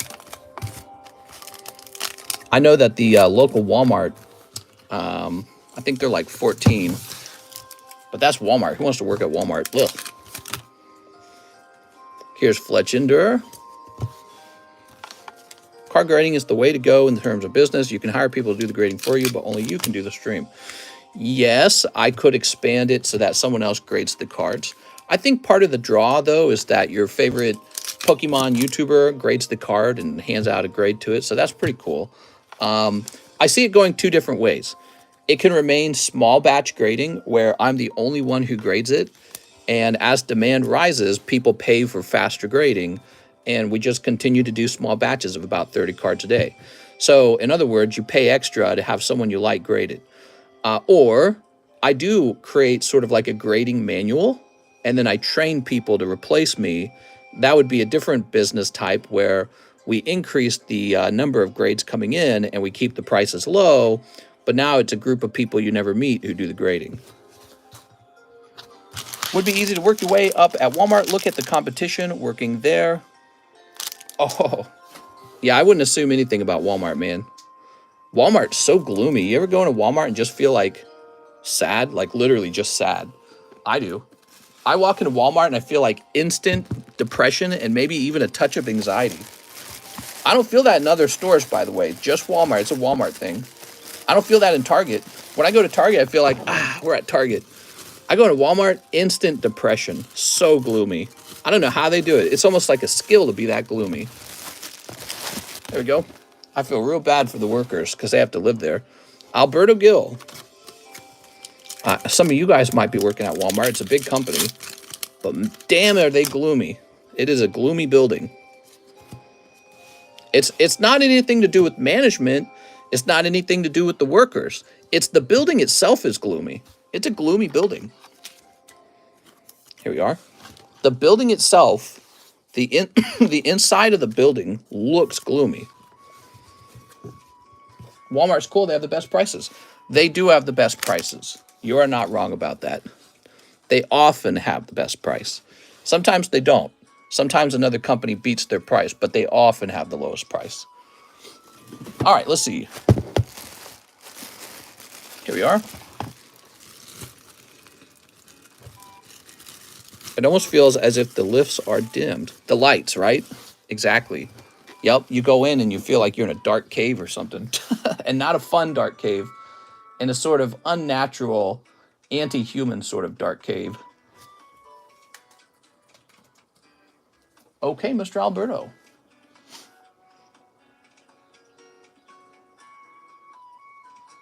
Lower the weight on that.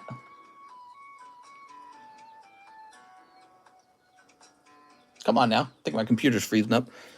I worked at Walmart for 6 months. It was the worst experience being around people I've had, customers especially. Yeah, Walmart, the people of Walmart, right? Okay, we'll set this to the side. The shipping software is freezing up. Oh, here we go. It says firewall or internet connection problem. No, it's not a firewall or internet connection problem. It's a stamps problem. Here we are. The software is so bad. You know, there's people who get jobs at Walmart and then they stay there their whole lives. But I don't know. Maybe they do like it. Maybe their perspective is that it's a great job. They stay for a reason. Maybe they like the certainty, the security. Aldi and Lidl are both pretty good on price. I love Aldi's. Aldi's is very relaxing. I got a cough. Aldi's way more calming than Walmart. But Aldi's choice is way lower. So you don't get the same options. Walmart's choice of variety is amazing. That'd be like if you came to this live stream and I had just every booster pack and my prices were very competitive. You know what I mean?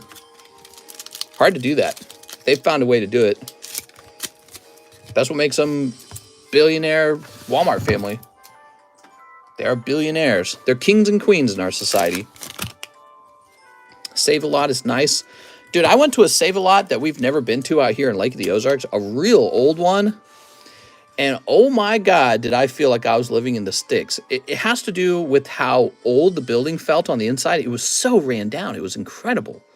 And then the people working there and the people shopping there, they look like they live out here in Camdenton for the last 300 years. And like they've never been to the city in their entire life. It's like old guys wearing nothing but overalls and no undershirt. That kind of shit. It was just... I've felt it before because I used to work for Coca-Cola for 2 years. And they sent me out all over the place. And I've been to stores like that. I didn't know we had a store like that out here in Camdenton. But yeah, it was... Man, it's got a weird feeling to it. If you guys visit me, I'll take you there. You'll feel it too. You'll be like, man, where am I? It's a very bizarre feeling. Especially if you live in California. because I grew up in Missouri, and this sort of countryside feeling, you can find it in Missouri. If you're living in California with millions of people in a small county, you will be shocked by the feeling of, you know, this whole area has 4,000 people in it, and this is their tiny grocery store they go to. It's a very strange feeling. It's like a Southern Gothic feeling. I don't know how to describe it. All right, Joseph Adeli. Wait, we did Joseph Adelizi. Was this Caleb's order? Hold on. 1, 2, 3, 4, 5. Oh, this is Joseph Adelizi. Okay, Joseph Adelizi. I'm so distracted with our great conversation. Here you go, Joseph. Yeah, it's a very bizarre feeling. There we go. They have no reason to update their Save-A-Lot, no reason to change it because they're the only grocery store for miles, you know, that kind of thing. And yeah, there were people there, you know, there were like, especially older people were shopping that Save-A-Lot. They probably went there their whole lives. They don't want to go to Walmart. They like their old, you know, their old familiar Save-A-Lot. Maybe you know what I ought to do, guys? I ought to bring my camera with me and just record places out here for you so you can see it with your own eyes. All right, Caleb. Here's Grimer. I love exploring odd places. And when you're in a place like this, what's fascinating about it is you get buildings that are like 200 years old and people who have lived their whole life in one place their whole life. They don't have any ambitions, really. Just, I'm going to grow up here on the farm and have babies. And that's it. That's their whole ambition. And it ends up having a whole feeling to it. Caleb Ibarra. That small town feeling. It's a real thing. I thought I'd felt it before. There were these areas called Troy, Missouri, Troy. And that has a bit of that feeling. But places like Camdenton have it on another level. I knew other places out here in Missouri that had it too. Places I would service for Coca-Cola like St. Clair, Sullivan, and Washington, Missouri have that feeling. Dollar General has replaced small town general stores. Yeah, Dollar General, yeah, they're clever. They're clever. Dollar General, they're out here in Lake of the Ozarks too. They basically step in where Walmart won't. So Walmart doesn't like the countryside because it thinks that there's not enough shoppers. So Dollar General becomes Walmart. And I've gone into one of those Dollar Generals now. They're pretty good. They got fresh fruit. They got fresh meat. It's very clean, very well organized. You're like, damn, this is like a smaller Walmart grocery store. You know what I mean? It impressed me. I was like, this is actually pretty good. I could see people wanting to shop here. But it's called Dollar General, so you think it's like for sad, poor people. You know, that's what you think. But it's kind of like, wow, this is kind of high quality. There we go. All right, so Andrew Thompson has just pulled Eveltal and Elgium. Are we still on track? We got 2 packs left. Yes, so that was Andrew Thompson. I'm so sorry. I'm so easily distracted right now. Andrew. Mr. Andrew. You would not expect a Dollar General to be like some high-quality shopping experience, but we went into a nice one, and I was just like, well, they got everything. They got all the soda flavors, all the chips. They got fresh fruit, fresh vegetables, fresh meat. All right, William Stout. You ready for the full art, William? It's not over. Come on, 1 hyper rare. Oh, no. I'm sorry, William. Yan Mega. There we go.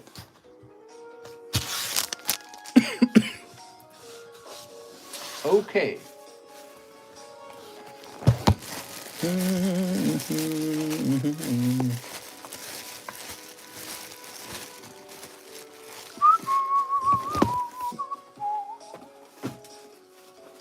Grab this. I'm sorry. That's William Stowe. Here's William Stout. Found you. What is the hit? So we had 2 hit pulls. Raichu, full art, and Coach Trainer. There could be a hyper rare in here, though. We're hoping for a hyper rare. Give me a moment here.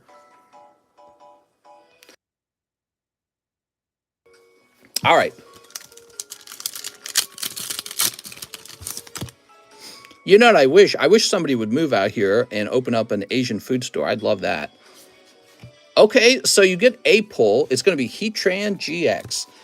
Overall, the box is just okay. Coach Trainer is not a very strong pull. The Raichu was a regular full art, not a hyper rare. So, no, I'd say this box was on the colder side. We did get Mewtwo Mew GX, which is nice. But I really feel like maybe this box was just okay. That's Richard Vidal. Thank you, Richard. Now for a new box break. What do you guys think? Evolutions? I'm tempted to try Evolutions and just see if there's any biters. What if I tell you guys how expensive the pulls are first? The booster packs would probably be $16 a pack for Evolutions. What do you guys think of that? That's why the Umbreon break was $16, by the way. So, one sneaker, one jobless. You got it. One sneaker, one jobless.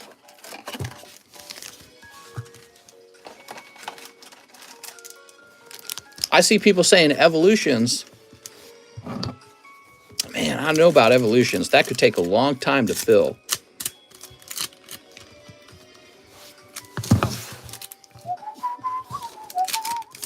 Here we are. Oh my God. Whoa! Don't show this to Jeff. Whoa! What is this? That's a big pull. Wow, how about that, man? Richard Vidal, you do pull the hottest card of the night. I would buy that back from you. I think I'd like to grade that card. All right. Very nice, man. Mr. Dude Dragons Exalted. I know you got a box or two. I think I got about 3 of them.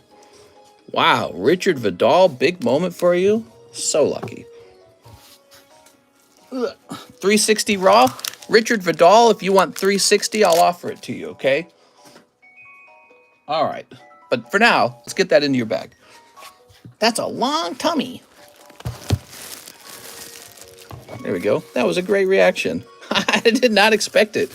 That is like the ultimate fantasy on this channel, is to spend 20 bucks and turn it into $360 worth of value. And I've just offered him cash for that, so he's actually got a real translation into money for that. All right. Because I got to get me some long-tummied mamas. He's right behind me, isn't he? What do you guys think? Evolutions or Evolving Skies? Vote now. Vote one time. All right. There we go.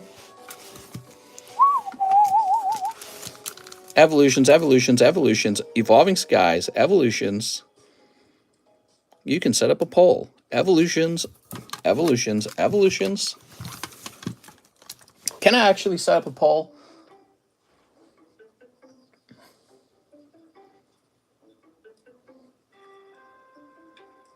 Trailers.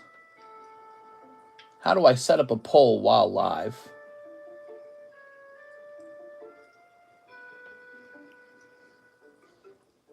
I think it'd be nice to be able to work on that while live. Let me just see. So I see my edit title, get shareable link. All right, let me Google it. Ugh.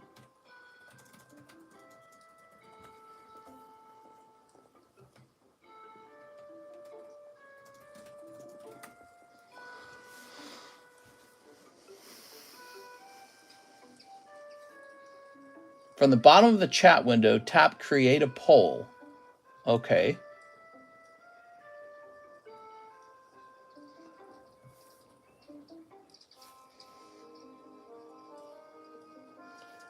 Give me a second.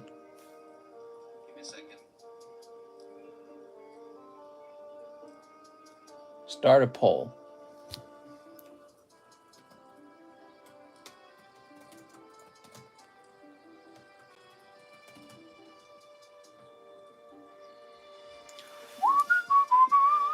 All right, I set it up.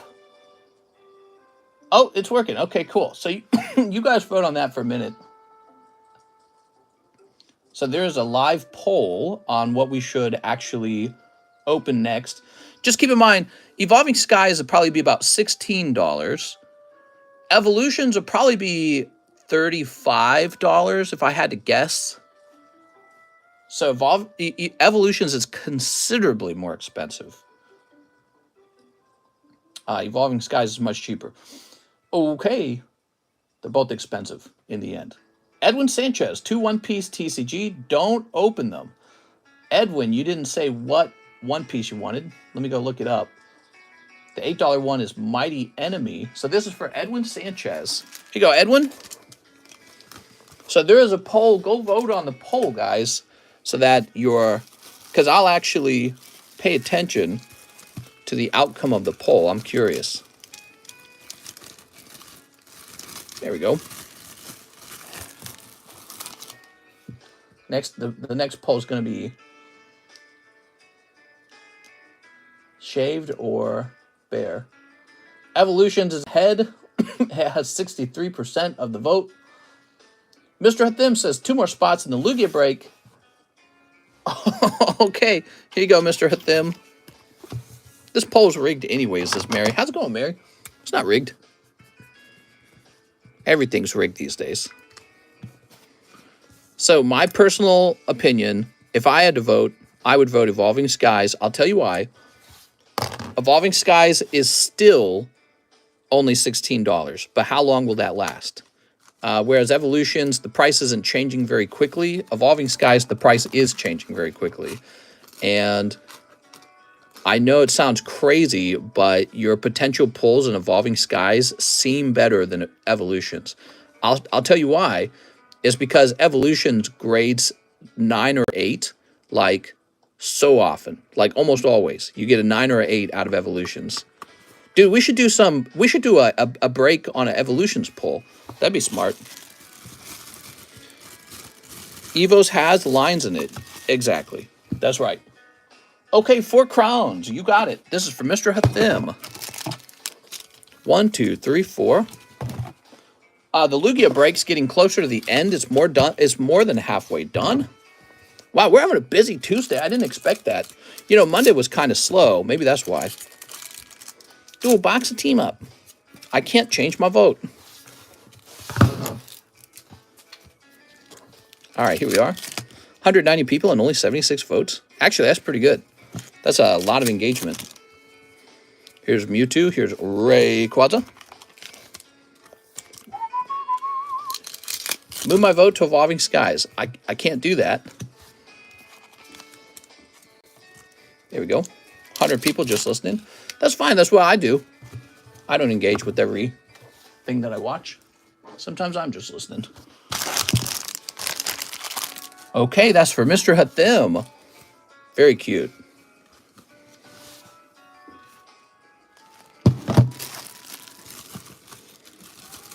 There we go.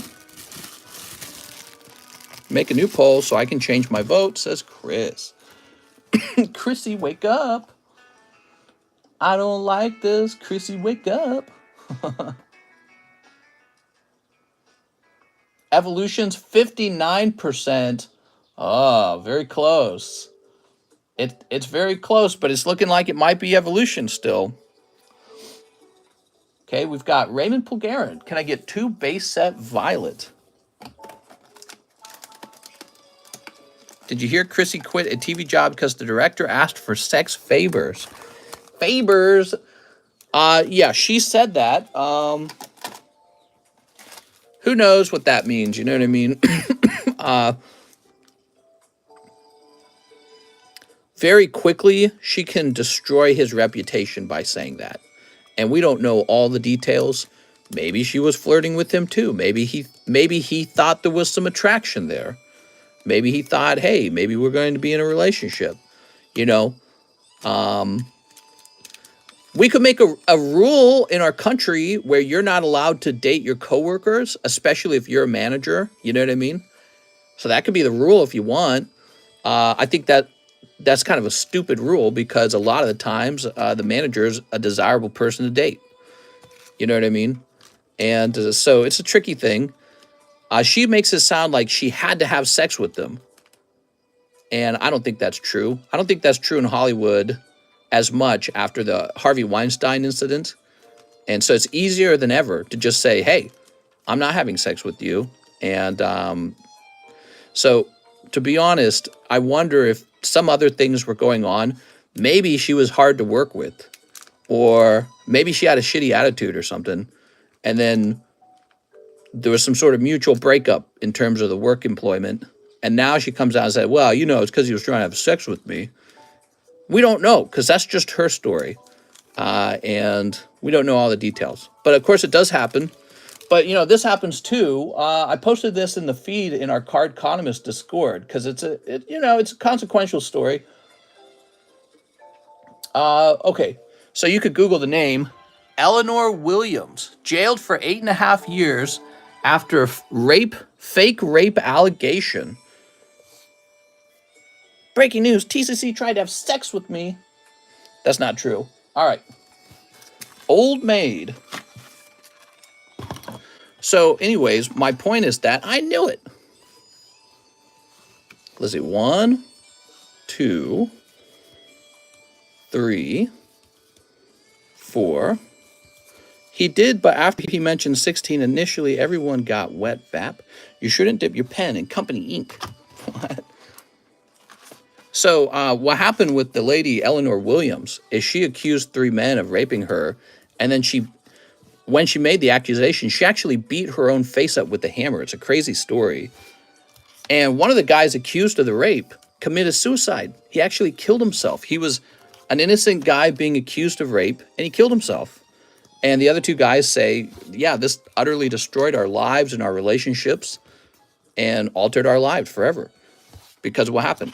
And she was found to have lied, and now she's going to jail for 8 years. So one guy's dead, and the other 2 guys' lives are totally destroyed, and she's going to jail for 8 years. And so I feel like girls got to think about it before they start saying like, oh yeah, he was trying to force me to have sex with him. Because that's what this actor suggested. If it's true, then it's true. But, I just wonder what the other side of the story is at this point. Nowadays, I question what the other side of the story is. Bulbasaur, Pikachu, Ditto, Bulbasaur, Pidgey. Because we've done a lot of, what's the word? We've done a lot of work to help women who are victims of sex crimes. We've done a lot of advocacy. That's the word I'm looking for. So there's a lot of advocacy for women, and it's not undeserved. But at the same time, I'm not big on the, I believe her sort of like character trait where you just believe anything a girl says now. Because I think if you create that environment, you'll get taken advantage of. And you're going to have innocent guys who they have no benefit of the doubt. They're just immediately guilty. You know what I mean? And that's the same for this director here. We don't actually know what happened with that director, between the director and the actor. And he deserves the benefit of the doubt. Just like, we should listen to her as well. We should hear what she has to say, but he deserves the benefit of the doubt until you get both sides of the story. Raymond Pulgarin. That's my opinion these days. People, I don't know what it is. People always, maybe it's very easy to want to believe into a scandalous crime. You know what I mean? It's very easy to want to jump into it and believe it. Raymond Pulgarin. Must feel really unfair for a guy who didn't actually do all that much. Remember Aziz Ansari when he was getting canceled by the Me Too movement? And all that had really happened was he had a bad date. It was a bad date. It was like awkward. And he had actually asked for consent and everything. And he was still getting canceled by the Me Too movement. You remember that? That was when the Me Too movement started to lose some of its steam, some of its power. Around that time, people were kind of getting over it. And they're like, all right, this isn't as fun as it was when we started. It's around that time that Aziz Ansari started getting canceled. And it turned out he hadn't really even done anything. He had actually asked for consent. Let's see. Let's see.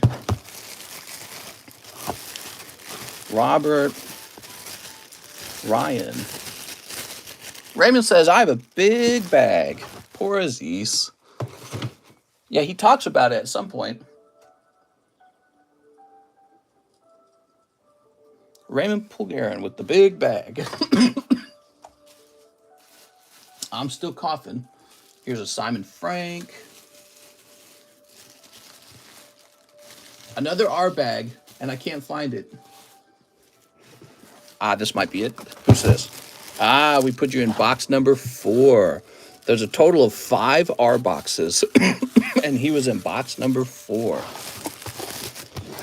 Evos 1. Evolutions. Evolutions won by 57%. It was pretty close. Let me have a cough.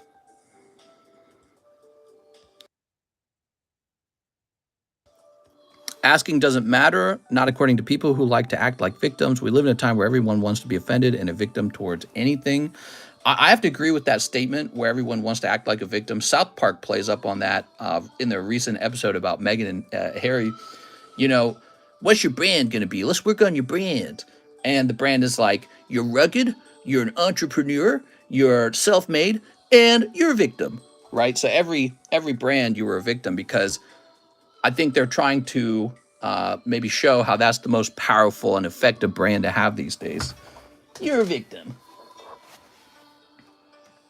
So let me go ahead and grab. What am I grabbing again? Oh, I'm grabbing a box of Evolutions. That's what I'm doing.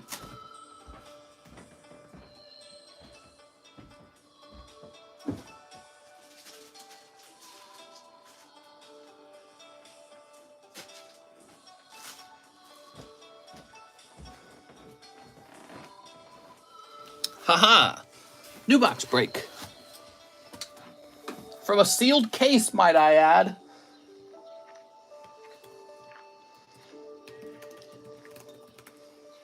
From a sealed case.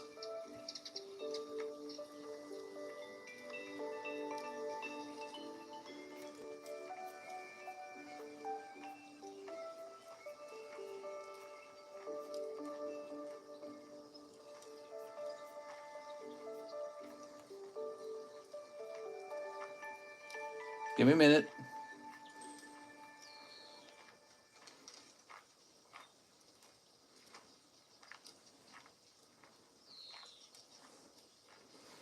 Yeah, I don't know, guys.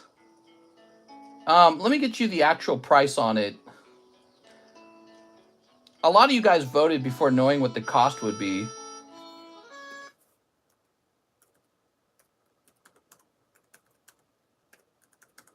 So the official price for the break, the cost for the break for Evolving Skies, I'm sorry, for Evolutions, would be $33 a spot. What do you guys think? Are you still in?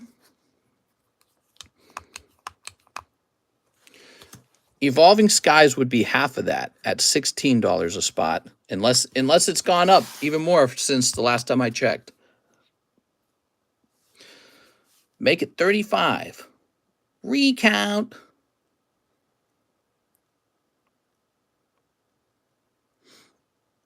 What do you guys think? Redoubt?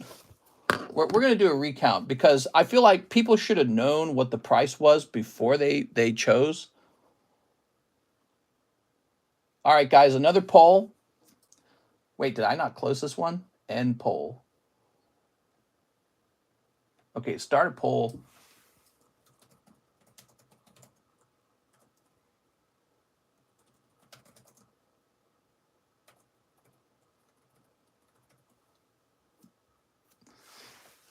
This time, the price is put next to the sets, and you should vote on what you want.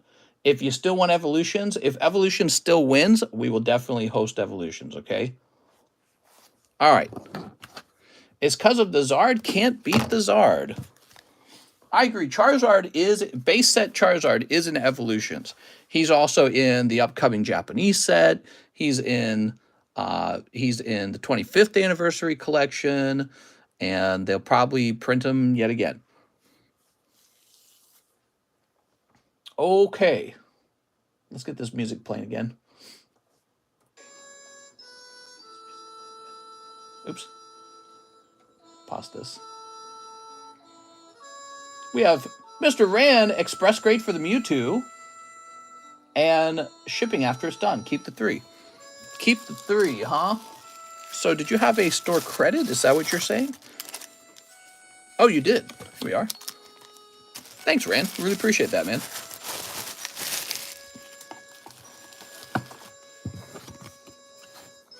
How about both?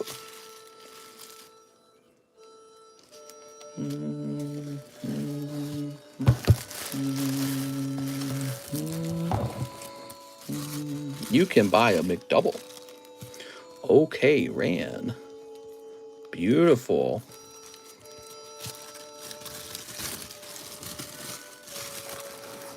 Ran, I can tell you already this isn't going to be a 10. Tell you what, Ran, how about this?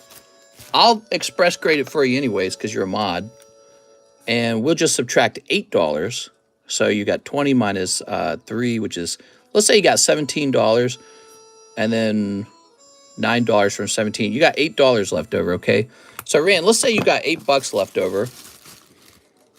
Oh, wait, it doesn't go in here. I can already tell you, Ran, this is not going to grade 10. And so I feel bad taking all your money. All right. 50 gets you a spot in both. I'm a mod. Why don't I get free handies? My PP is as good as any other guy. I'm sorry, Mary. Here we are. You're all the way in Sweden. That's why. You're missing out on the mod orgies.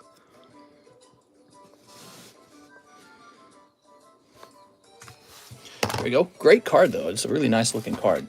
Pity that it's off-center the way it is. Do we need to rotate these? I've been pulling some good SRs. Ooh, look at this. Beautiful. Finland better than Sweden. Oh, did you hear that? I want a mod orgy. There we go. There we are. Here's Cardshop, Giratina. And playtime. You can move in with John. John's got spare room. He needs a roommate. All right. You can escape Finland and join America. Ethan Hunter says, hey, mister, let me get one spot. Lugia break. Ethan Hunter. I don't know if there's a reason to leave Sweden. Is Sweden nice? Is Sweden not cold? It's got to be cold, right? When's the last time you went swimming in warm, natural water? Oh, Mary says, no, John's creepy. Oh, John's a hard-working man. All right, here we go. Voting for 2. Hopefully cards of evolving. 1, 2, 3, 4, 5, 6, 9, 10, 11, 12, 13, 14, 15, 16, 17, 18, 19, 20, 21, 22, 23, 24, 25, 26, 27, 28, 29, 30, 31, 32, 33, 34, 35, 36, 37, 38, 39, 40, 41, 42, 43. We're at 43. That means there's 23 spots remaining, right? It's pretty far along. There you go. Did a little shuffle, too. How nice is that?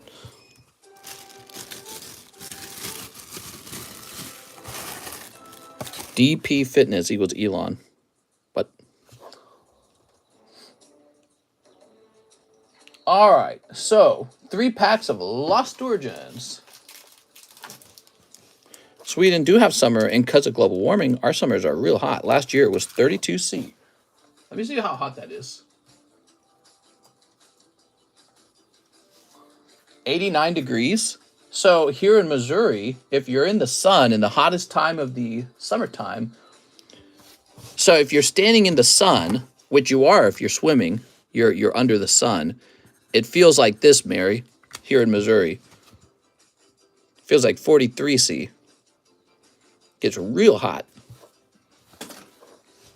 And it makes the water really warm. Really warm in the lake. You can just dip right into the lake. It's like bath water. It's so warm. Ethan Hunter. We're excited for it. Summer's the best time of the year out here in Lake of the Ozarks. It's really nice. My wife water is really warm. All right, here we are. 32°C is nothing. Yeah, exactly. We have the desert here in America, over by Las Vegas and all that, right? So we get much hotter than that. Isn't there an area in Texas called Death Valley? It gets so hot. Death Valley, it's called, Mary, because it gets so hot. It gets so hot it melts the tires on your car. But they have that in the Middle East too, right? Ethan Hunter. I think the Middle East takes the cake. And India, right? Oh my God, I'm having a fit of coughs.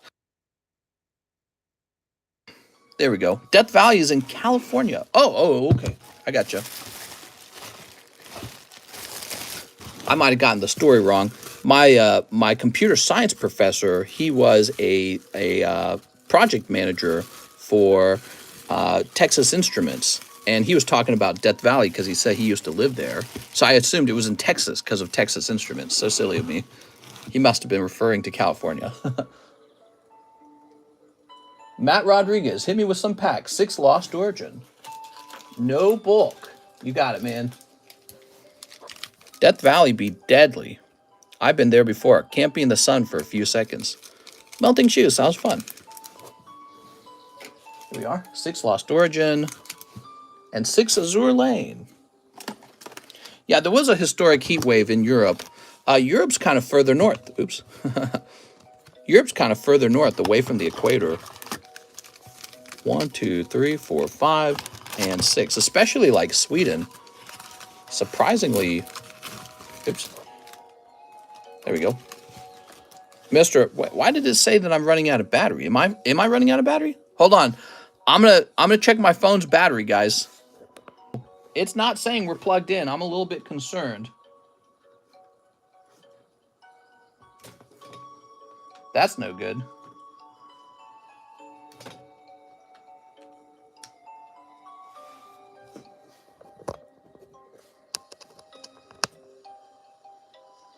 I'm a little worried about this, guys. Shouldn't say that. Oh, it says it's charging now. Yeah, it told me the phone was almost dead. I'm like, what are you talking about? The phone's plugged in. All right, there we go. You ready, Matt Rodriguez? We're good, we're good. It says charging. I played around with the plugs. You ever play around with the plugs? Let's see. Let's sneak these. Mister's phone is dying. No bulk, huh? Okay, no bulk.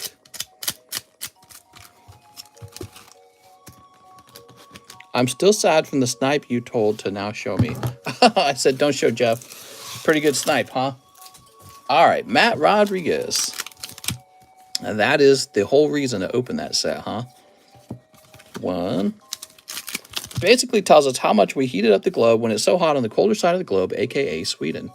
Yeah, it is a good question how much we're contributing to global warming, as opposed to just the Earth changing temperatures, right? Like the Earth went through an ice age, and humans weren't doing anything at that time period. The planet's temperature just does change on its own, but I'm sure we contribute. But the question is how much and how fast. Wow, that is some side boobs, man. They have some subtle lewd cards in here. Temperatures rising. Woohoo! If I was already living in an extremely hot place, I would not like hearing about the temperatures rise. If I was living in a cold place, I'd be like, oh, okay. Jar Jar Binks should have his own movie. I agree. Jar Jar Binks. Star Wars Episode 9. Jar Jar Binks. Episode 10. Misa Jar Jar Binksa. I bought a very impressive looking Lugia EX from Plasma. Raw card looking great. Pity about some whitening though. Might get an 8 to a 9. Ah, darn it. Whoa! There we go. Jar Jar Binks' wife is hot. Darth Jar Jar. That I would watch. Rise of the Binks, it would be called. Okay, Matt. What we got here? Shellos Enamorous. The end of Enamorous's tail looking like something else. Here's Arcanine. Ice Age is a natural thing, and it happens on its own. Global warming is not natural. You can't use the argument of asking me how much Ice Age happened. My point is that the temperature on the planet changes on its own, you know? I guess during the time period of the Ice Age, if you were living at that time and the Earth started to heat up from that point, you'd be like, what's going on? The Earth is heating up. We must have done this. It was us. But you know, we're releasing a ton of CO2 into the atmosphere. I'm not arguing that point. But I think even if we weren't, the Earth's temperature would probably still change. So if the argument is that, well, the Earth's temperature is changing and this is going to kill humans because we can't handle a change in the temperature, well, the Earth's temperature probably would have changed anyways. It probably would have happened anyways over a long period of time. So humans have to be prepared to live in a planet where the temperatures change. Humans have to be capable of adapting to that. The nice thing is we get a lot of time to react to it, in my opinion. So that's something that the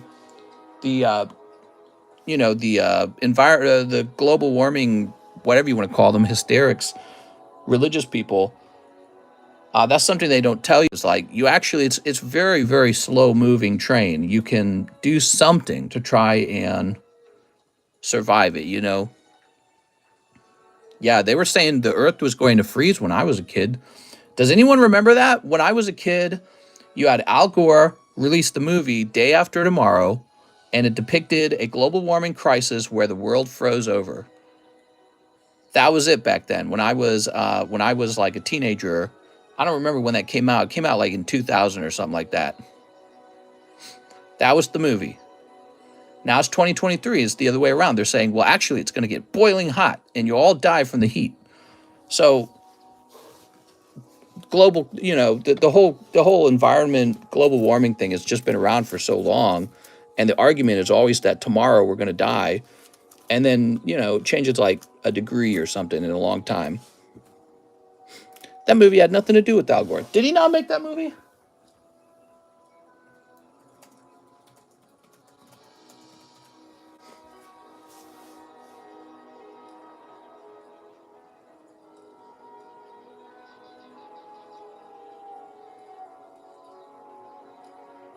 Oh, I'm sorry. Somehow I linked him and that movie together. Vice President Al Gore uses the new film Day After Tomorrow about global warming catastrophe to blast President Bush. Gore used a telephone news conference Tuesday to criticize Bush's administration's stance on global warming, comparing the film to the president's policies. Maybe when I was a kid, I actually watched that on the news. And maybe in my mind, I made a connection between him and the movie. So nobody's actually tapped me on the shoulder and told me they're not related. Mr. Matt, let's find your bag.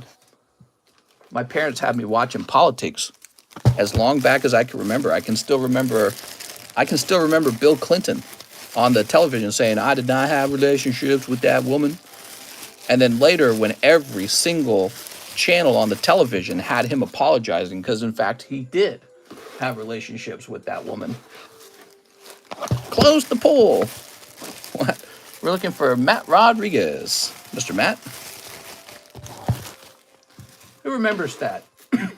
If you remember it, you're definitely a little older at this point. You were all grown up. I was a kid when that happened. Oh, the poll. Close the poll. You got it, man. Where's Matt Rodriguez, though? Here it is, Matt Rodriguez. There we go. I did not have relationships with that woman. The president got a blowjob. It's so crazy how big of a deal that was back then. He was a pervert, a disgrace, disgusting, a sinner. He's going to go to hell. I'm an adult now, and it almost seems like which presidents aren't getting BJs? Because if, you know, it's almost like they're weirdos if they're not getting a BJ. Like, you're the president. Why wouldn't you be getting BJs? All right, let's see. It's like my view of the world has definitely changed a lot. Evolving Skies is the winner now. Here we are. All right, I actually agree with the Evolving Skies. Be right back. Yeah, like if you told me today that Biden got a blowjob, I'd be like, wow, whoa, that's crazy.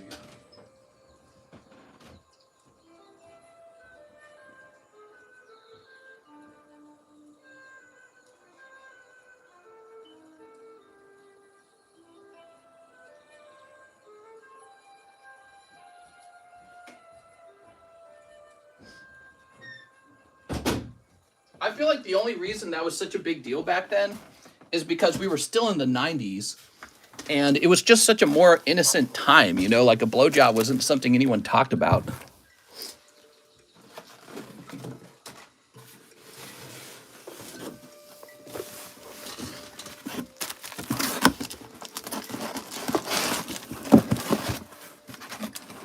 Al Gore did make a movie. You are actually right. Oh, Al Gore did make a movie. Okay.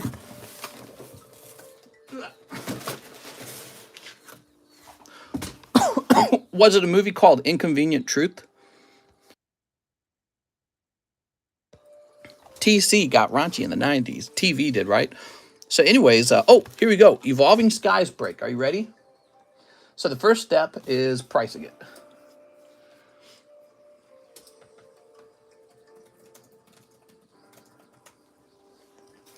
Yeah, nowadays, to be shocked by the president doing something sexual, he will have to do something like have like an orgy with transsexuals or something like that. That would get everyone very upset. Nowadays, if you heard the president got a BJ from someone, you'd be like, who the F cares, dude? Like, you're so stupid if you care. Oh no, he did things with his wiener, as if you don't. And if you don't do things with your wiener, you're lame. You know what I mean? Like, people not doing things with their wieners are living,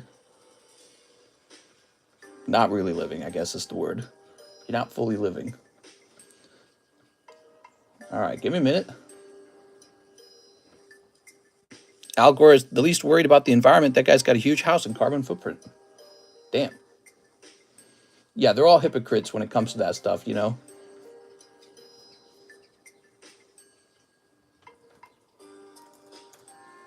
Oh no, the environment. I'm going to take this jet plane to the next conference on the environment. Holy moly. Price on this item is really changing.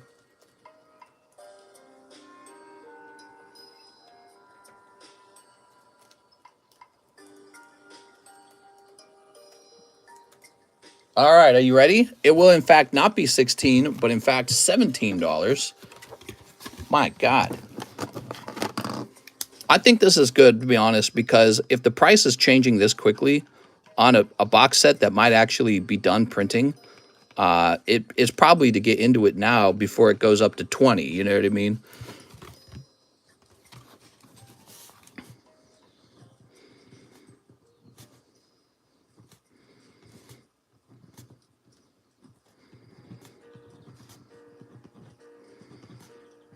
They're wild, man. All right, so we're hosting an Evolving Skies box break. The reason you might jump into this is because you're guaranteed not to be opening up packs that have been searched. You're guaranteed to have, nobody's going to snipe you. You know, that's why you get into box breaks. You're not pulling packs from a box where somebody already has counted the packs out of it, that kind of stuff. You're hoping this box contains an alternative art. There's a lot of alternative arts in this set. This set is rising in price rapidly. We don't know where it stops. The cards from this set all sell for a lot of money, not just the Moonbryon, but quite a few of them sell for a lot of money. And I think that is a big part of why it's so expensive. Because let's say this box doesn't have Umbreon VMAX alternative art in it. Well, if it has any alternative art in it, you've made a lot of money off of that one card. So the demand for this set is going to be high because of the excellent pulls in it. And this is going to drive the price up real high over time as people chase those cards down. All right, Evolving Skies is the box break. Give me a moment. So, wild stuff, man. Dude, that is really wild. You sure got a good sales pitch on Evolving Skies. Well, I could have sales pitched on Evolutions, but I actually down-talked that one. So I'm down-talking the one that I think offers you guys a less return on your risk, on your gamble. So it's not just a matter of talking up a box. It's a matter of trying to point you away from one that's just going to get, you know, you open up the Evolutions box, the entire box can just be 9s. very easily. That's how Evolutions actually feels. But what I'm trying to suggest is I feel that Evolving Skies booster box is not done climbing in price unless they reprint it. But there is a theory that they cannot reprint it anymore because they have moved on to silver border printing. So there is a theory that that's going on, and it might be true. I don't know. Nobody knows. And if it is true, that's a big deal. That means that these boxes are probably underpriced right now. All right, because normally what they would do is they would reprint it if the demand was so high. So we're updating the menu. Pokemon. Oh wait, it's going to be under breaks, right?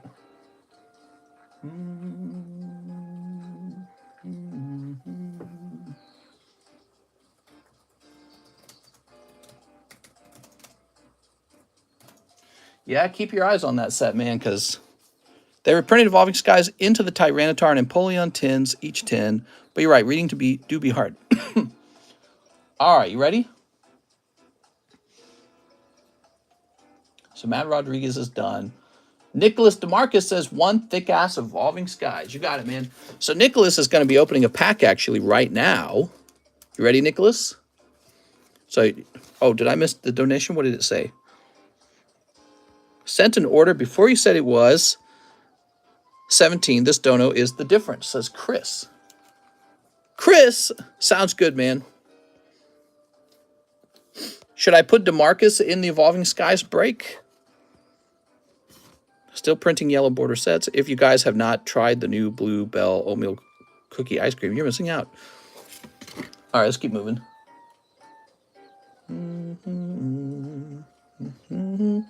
What's the medium? Triple beatbox. I'll put Nicholas DeMarcus down here, and if he tells me he wants this booster pack, he can have it.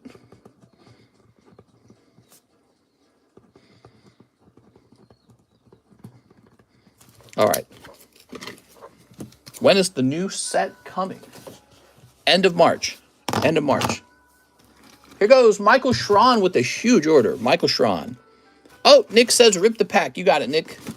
You ready, Nicholas? Thank you, Nicholas. We'll just put spot number 1 up here like that. There we go. And now let me grab that booster pack back. Ranch flavored ice cream. Nasty. Ah, you got something. Flareon. Whoa. Flareon VMAX. Oh, wow. That's really off center. But probably not off center enough to get the OC grade. Darn. That's the worst combination. Nicholas DeMarcus. Nick says, psh. Yeah, I know. What if I like screamed like you got something, but then and then went back? It was like not that crazy. Here goes Michael Schron, 5 live. 1, 2, 3, 4, 5. Oh, very good. Michael Schron, you had a good round in here, presumably. Let's find out what was in here. Double hit in 5 packs. Base set sublist times 5 and a Dusk Noir. That is a very good round. That was a hot round for you. So let me just double check that you don't have a pack first. It would be under SLAB-AWAY. For Michael Schron. So Michael, if you had put a booster pack on SLAB-AWAY, $100 would be applied to it right now. And I don't see one, so you go onto this list. The base set sub list. Ready?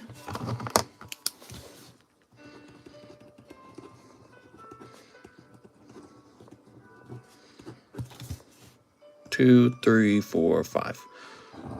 All right, you have all these spots. You might pull a whole pack of base set out of there.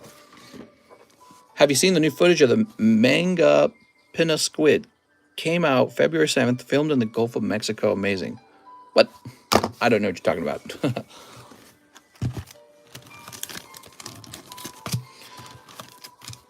I'm going to steal these back from you, if you don't mind.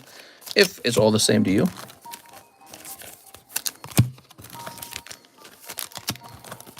You You did very good today. Yeah, that's a lucky round, man. Giant squid. My wife's squid is bigger than that thing. All right, so this goes back into the box. All right, now the Dust Noir.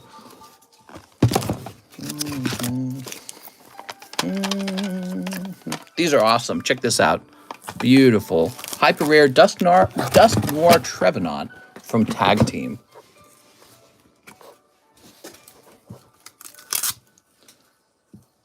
All right. There we go.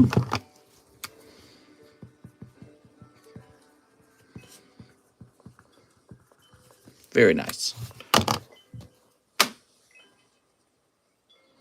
5 Pokebras. Let's try these Pokebras out. This is for Michael Schron. Okay, Michael, you got Arctivish, Vintage Oddish, Garchomp. Very nice. 1, 2. Oh my God, that's a good pack. Look at that. Wow. 3. Oh my God, what are these? All right. 4.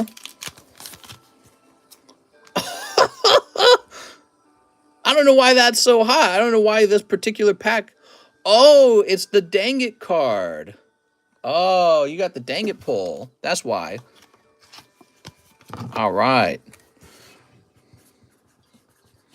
You just got lucky twice today. He just pulled the Dang It card, everybody. That's why that pack was so hot. Picking up Snorlax and Dialga from that pack. Okay, so what were we at? We're at 4, right? And this is 5. Very lucky round. Gyarados. Dude. All right. Such a fantastic round for Michael. Check this out, everybody.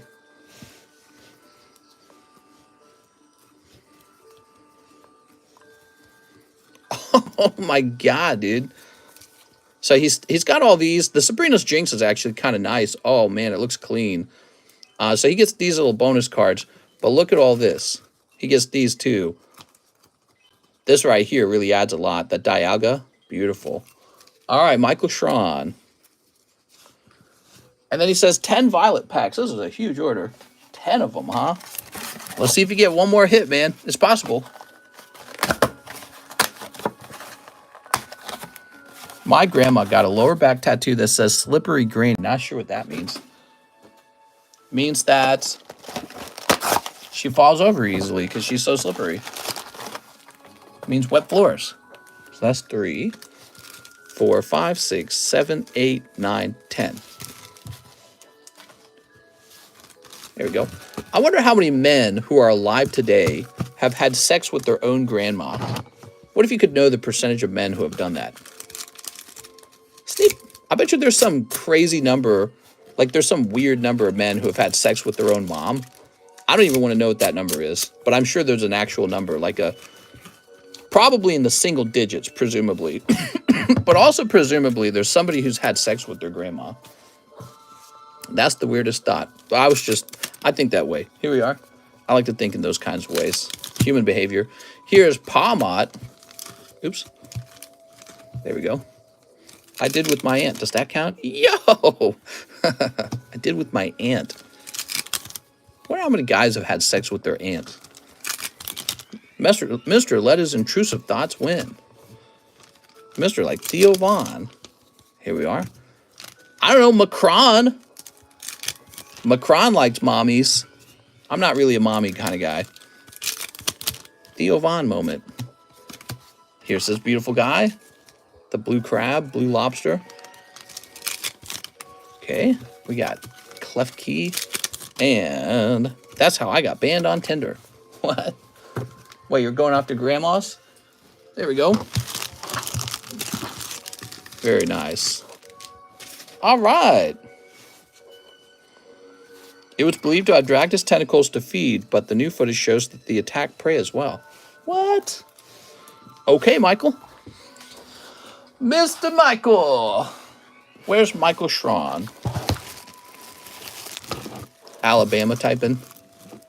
Sweet home Alabama. Dooba dooba dooba doo doo. Is YouTube making 1080p a paid feature? Me and my sister played around when we were like 4. Actually, that would make a lot of sense if they made it a paid feature, because think about how much more bandwidth it requires for them to host at 1080p as opposed to 720p. And so if they were to actually do that, that would make a lot of sense for them. Jennifer Yap, 3 live customs. This is it, Jennifer. I'm feeling it.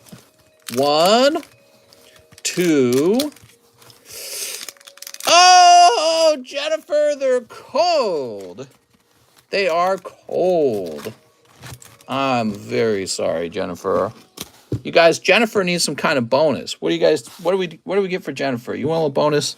Here is a Charmander. Here is a, you can't do 2 Charmanders. Here is a Pokeball. It is a gamble. And here is a, can't give her 2 Pokeballs. Here is a trainer. You want another bonus? I'm in a bonus mood. Oh, this one's pretty cool. Look at that. Giratina Poker Deck. Ooh. That's a valuable card. That might be like 10 bucks or something. Okay, there you go. Jennifer Yap. Bonus. I know you've been going deep for that card. I appreciate that. Not the card, but the Gengar. I got 2 of those Gengars in stock. And one of them is in the live custom. And whenever it's pulled, I'd like to put the second one in the live customs too, because it's fun. Okay, David Macchiera. 3 packs of Crystal Abyss. Crystal Abyss. Here it is. What's up, David? Nice of you to stop by again. Happy Tuesday night, everybody. What a busy Tuesday night this has been. I'm really impressed. We had a lot of orders for a Tuesday night. Tuesday nights are usually pretty slow. Okay, you got Leviathan and Goblin. Trapdoor Luso. He's got a few bolts Luso in his head, if you ask me. And Abkuhaba and Golbez. It's raining. It's raining men. Hallelujah, it's raining men. There we go. David Macchieri. Let's see if you got a bag. Daniel David Combs. Filler Doe. Lake. Baikal. It's the deepest lake in the world. Actually, I heard there's a lake that's deeper than that. Deeper and wider. It's called Lake Your Mom. Here we are.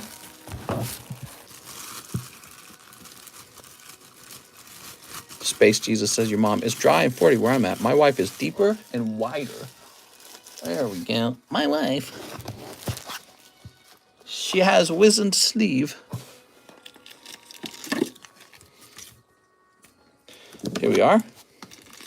Here's, oh, holy cow, man. Konnichiwa. Here's Tyranitar. Nobody told me there was going to be a Tyranitar at this function. $55 Gloom. And a beautiful Melodic 9 for $35. We have Aaron Searles. 1 Pixar store credit. You got it, Aaron.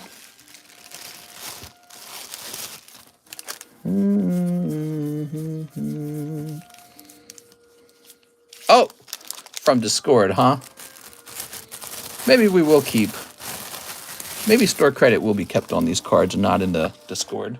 I think doing it from Discord is kind of confusing.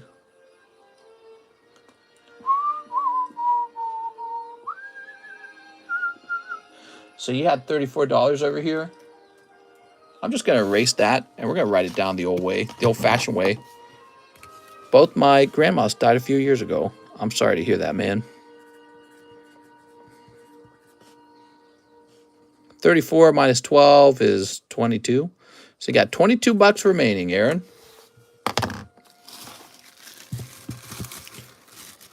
Let's get that Pixar out.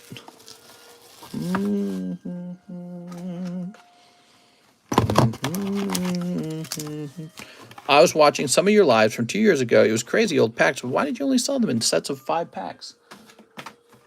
A long time ago, everything was cheaper. And so we used to sell packs 5 at a time. Because packs would cost, when they released, they would cost about $4 each. That is never returned. Packs have never been that cheap since then. Booster boxes went up dramatically in price. Actually, back in the day, when I started, booster boxes were $80 a piece. Now you're lucky if they start off at like $120. Okay, Aaron Seals. I mean, you got this like this new set in Japan that's coming out and it's already like $140, and it's only 30 packs. Aaron. Times have changed. 5 packs of Evo for 25 bucks. That's right. Yeah, and people would order so much of it that we would just make it 5 at a time. Make things simple. Of course, back then I used to remove the hollows. Isn't that wild? I used to remove the hollows. Aaron Seals, why do I not see you in here? I just want a dozen eggs, less than $8. How about that? They're as cheap as $5 where I'm living right now. Yeah, there's cheaper eggs out where I'm living. They got up to $8 somewhere else. Aaron, I'm not seeing a bag for you. Did we create a box for you?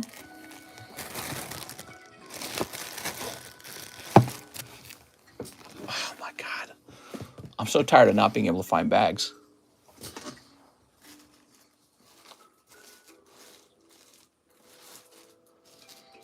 Jesse, Chandelier.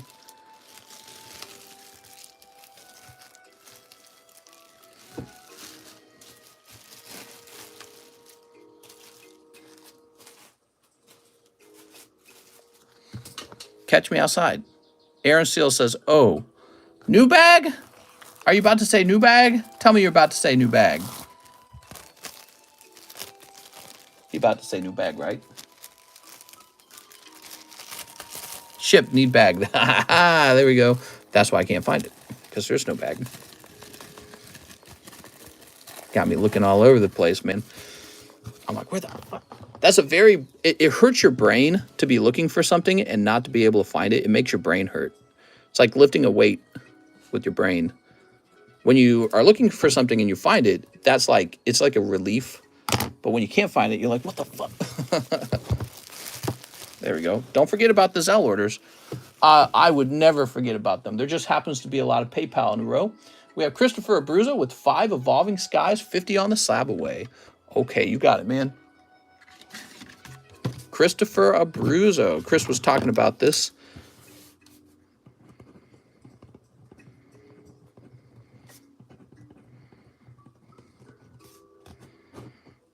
One, two, three, 4, 5. He got the first 5 spots in the break. That was fast. Now 50 on your SLAB-AWAY, huh?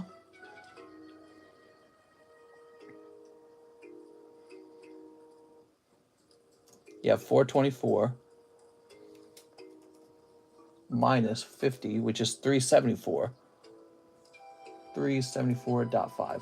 All right, there you go. Oh, and there we go. And now we're ready for the ZELLE orders. How about that? We have Mr. Chandelier. What's up, Chandelier? 10 rent-a-girlfriends. All right. 10 of them. 1, 2, 3, 4, 5, 6, 7. We got 7 here. I summon you, Gengar, for my coming live. Have you pulled the reverse hollow Alex Murdoch? What? Beef isn't too bad. I can get 9.6 lean ground beef. I can get all-you-can-eat steak already cooked with any other things I want for 20 bucks at Golden Corral. That's what I do, man. I love Golden Corral right now. I feel like their price is so fair.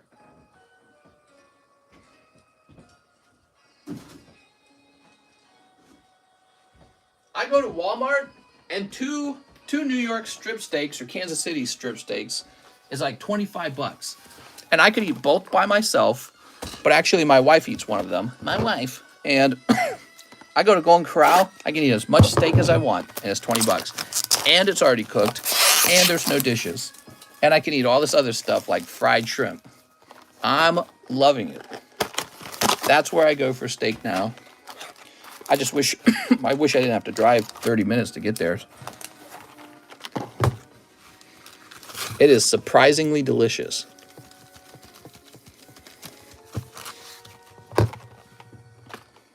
All right, cool. I love Korean barbecue. We used to live right next to a Korean restaurant when we lived out in, right in St. Louis County. This was when we just got out of college. We lived next to a really nice Korean barbecue, and we went there, and we would eat there every now and then. It was so delicious and so different tasting from everything else. And it had so many little side dishes. It was amazing. They'd bring you like 30 little side dishes. It was so cool. And then they'd bring the grill out, and it would have all the meats and everything. Or you can have it pre-cooked for you, which we ended up preferring that. But it was like $60 to eat there. 60. So in the 2 years we lived in that area, we probably went there like 4 times. But every time we went, we were so impressed. I miss Golden Corral. I haven't been to one in years. You know what it is, Cody? This Golden Corral out in the middle of nowhere in Lake of the Ozarks, it has a fantastic feeling to it. I would never go to Golden Corral out in St. Charles, Missouri, because it was so crowded. And to be honest, kind of felt like it was the riffraff. You know what I mean? Like the people there were so rowdy and annoying. Children screaming and spitting all over the food, I assume. It was kind of disgusting. This Golden Corral out here in Lake of the Ozarks, it's just kind of like, it's so chill and calm, and yet the food's all fresh, and it's not overly crowded, but, you know, it's really nice. Ew, spit food. I don't think they have one in Oregon. They don't have Golden Corral? Yeah, they might not have one. But yeah, it's so nice and clean, and the atmosphere is very pleasant to the one we're going to. It's not overly crowded.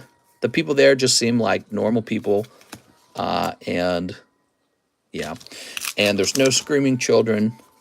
It's a very different experience. This would happen a lot in St. Charles. When I started working for Coca-Cola, they sent me all over the place, and I started to realize different areas have really different feelings. And countryside is one of the best feelings when it comes to grocery shopping and when it comes to eating out, because the people in the countryside are very laid back, kind of quiet, kind of keep to themselves. I like that. I actually like that. Nobody screaming and getting up in your face. Nobody being loud. I like the quiet. Very, very enjoyable. Golden Corral is nice and quiet. Here we are. So, you know, I probably wouldn't eat at Golden Corral if I was still in St. Charles. Who's coming to Japan for the World Championships? Think I should go? That'd be cool. That's an excuse to go. It's in August. Oof. I feel like I'd have to schedule for it like right now. Problem with doing stuff like that is I don't like the idea of leaving my house unguarded. Maybe I can pay John to sleep in the house and be the watchdog or something. Dude, you're making me hungry, says Jesse. Jesse! I went to Japan for the Yu-Gi World Championship back in 2018. Okay, let's see. And finally, last pack. I'm sorry, man. No full arts. Chandelier. That's a rough round. That was split between 2 boxes, Chandelier. All right. Look at all these girls. Mexican or Italian food? You know, I've really gotten away from eating pasta, so I'm going to have to say Mexican food. Probably just get something simple like chicken and steak and shrimp, and then like beans. You can eat beans all day. Beans are healthy for you. Although the amount of cheese and I assume oil that they put in their beans sometimes, I don't think it's always that healthy. The illusion of healthy. Mexican or Indian? I'm not a big fan of Indian food. I've eaten quite a lot of it now because my wife loves Indian food. And here's the problem with Indian food. I'm not trying to hate on it too much because sometimes it's really delicious. They got great dips. They got their garlic naan bread and all that. But here's the problem with it. Sometimes I just want to taste the actual, like, animal that I'm eating. So if I'm eating chicken, I want to taste chicken. If I'm eating steak, I want to taste the steak. And so they put so much seasoning on their food. It's really like you're eating a sauce full of seasonings. And it's like, that's cool, I guess. I don't know. It's not even my favorite flavor. So if I had to choose a favorite flavor, it'd be Asian food, like soy sauce, right? Soy sauce and stinky fish.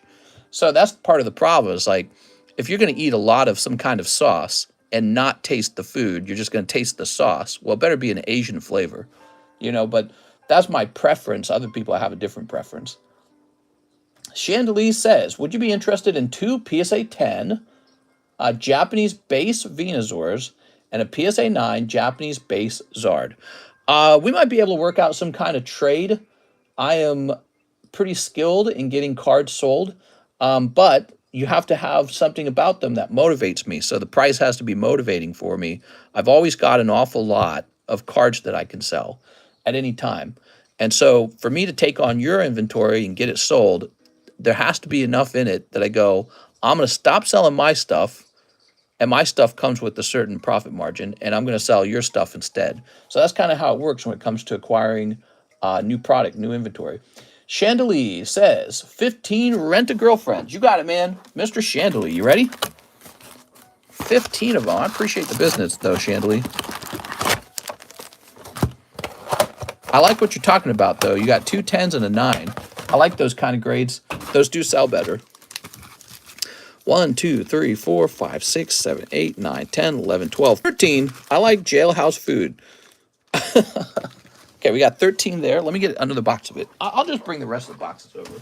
We got these beautiful shelves now. It all fits. I don't need to store these over there anymore.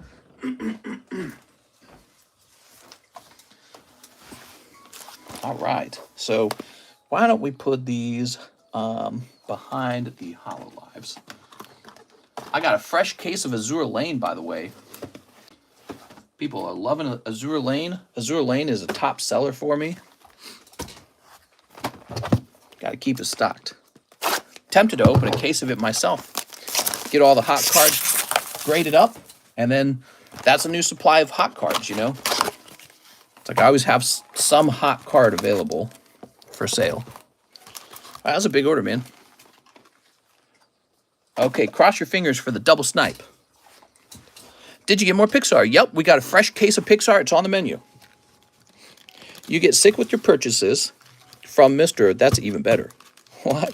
All right, here we go. Oh, right, yeah, you get a free serving of COVID. Here we are. I feel like the cough is getting better. Did you guys notice that? I feel like the cough is actually getting better. Sweet, order incoming.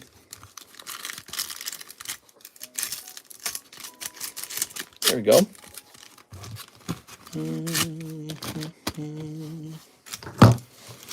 There we go.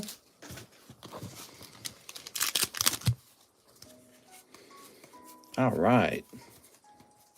That's a hollow.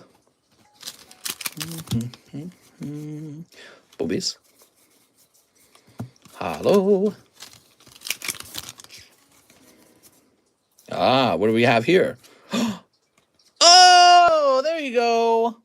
Mr. Chandelier, it was worth the trouble. Congratulations picking up your signature. I would like to buy insurance with my order just in case I don't get a hit. Oh, yeah? That's funny. I mean, I don't know how much the insurance would have to be to make it worth my time. It's a funny concept, though. Do you guys understand how insurance would work? So he would pay me extra because he's ensuring that he gets a hit.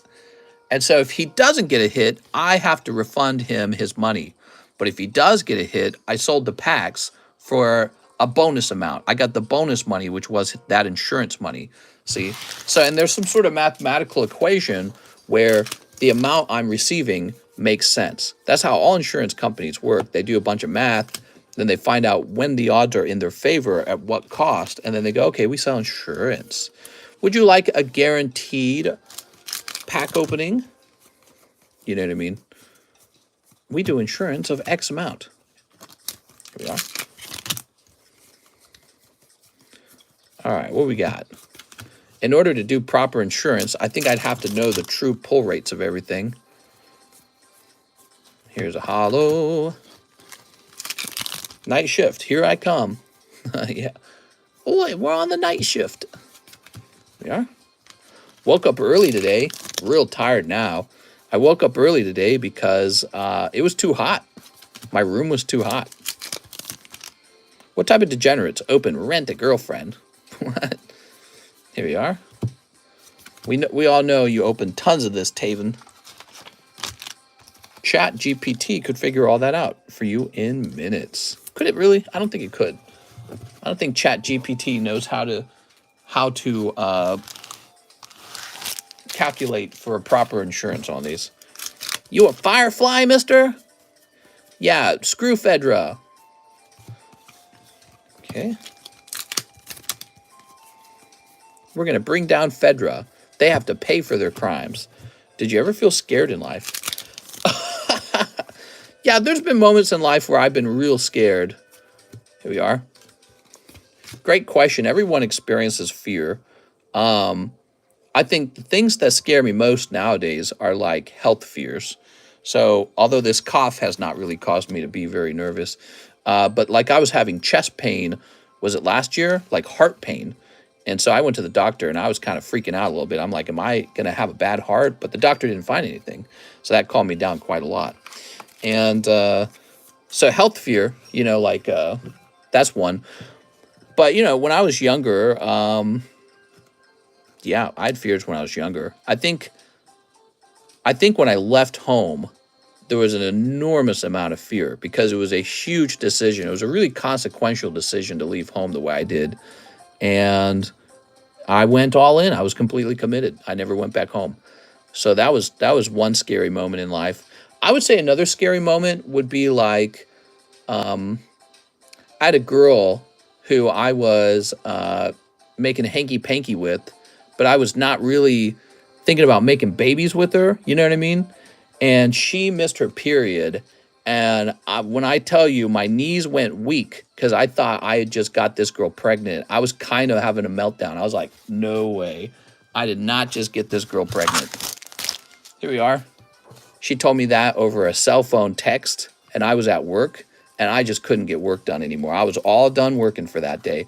I thought I'd got this girl. I was still Catholic, so birth control, abortion was not in the books for me. It was just not going to happen. So that was one of the most frightening memories I ever had. I thought I'd gotten this girl pregnant who I did not want to have a baby with. I would have had a totally different life if if she had actually gotten pregnant. By the way, I believe I was 19. I think I was 19 when I got that text from her.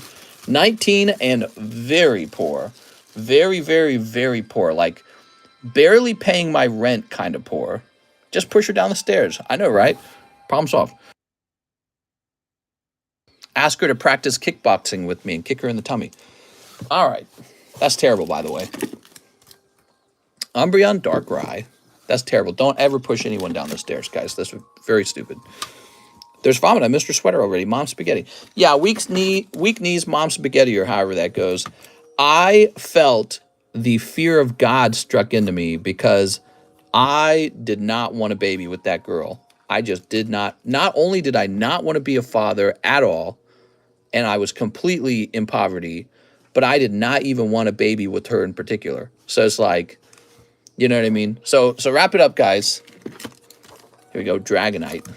She's like, yeah, I missed my period. And it turned out she was just late.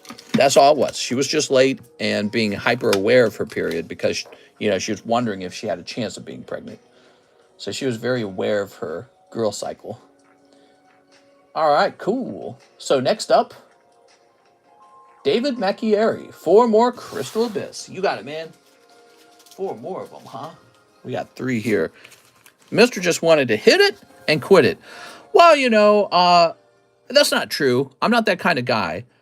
What it really happened is it was very early in the relationship, and I was kind of unsure about her. And yeah, we did eventually break up. So, but it was very early in the relationship, and you don't ever want to get a girl pregnant who you just met. You know what I mean? You just met her. You don't want to get her pregnant like right away. Tell her dad like, oh yeah, I got your daughter pregnant. Oops. Sorry.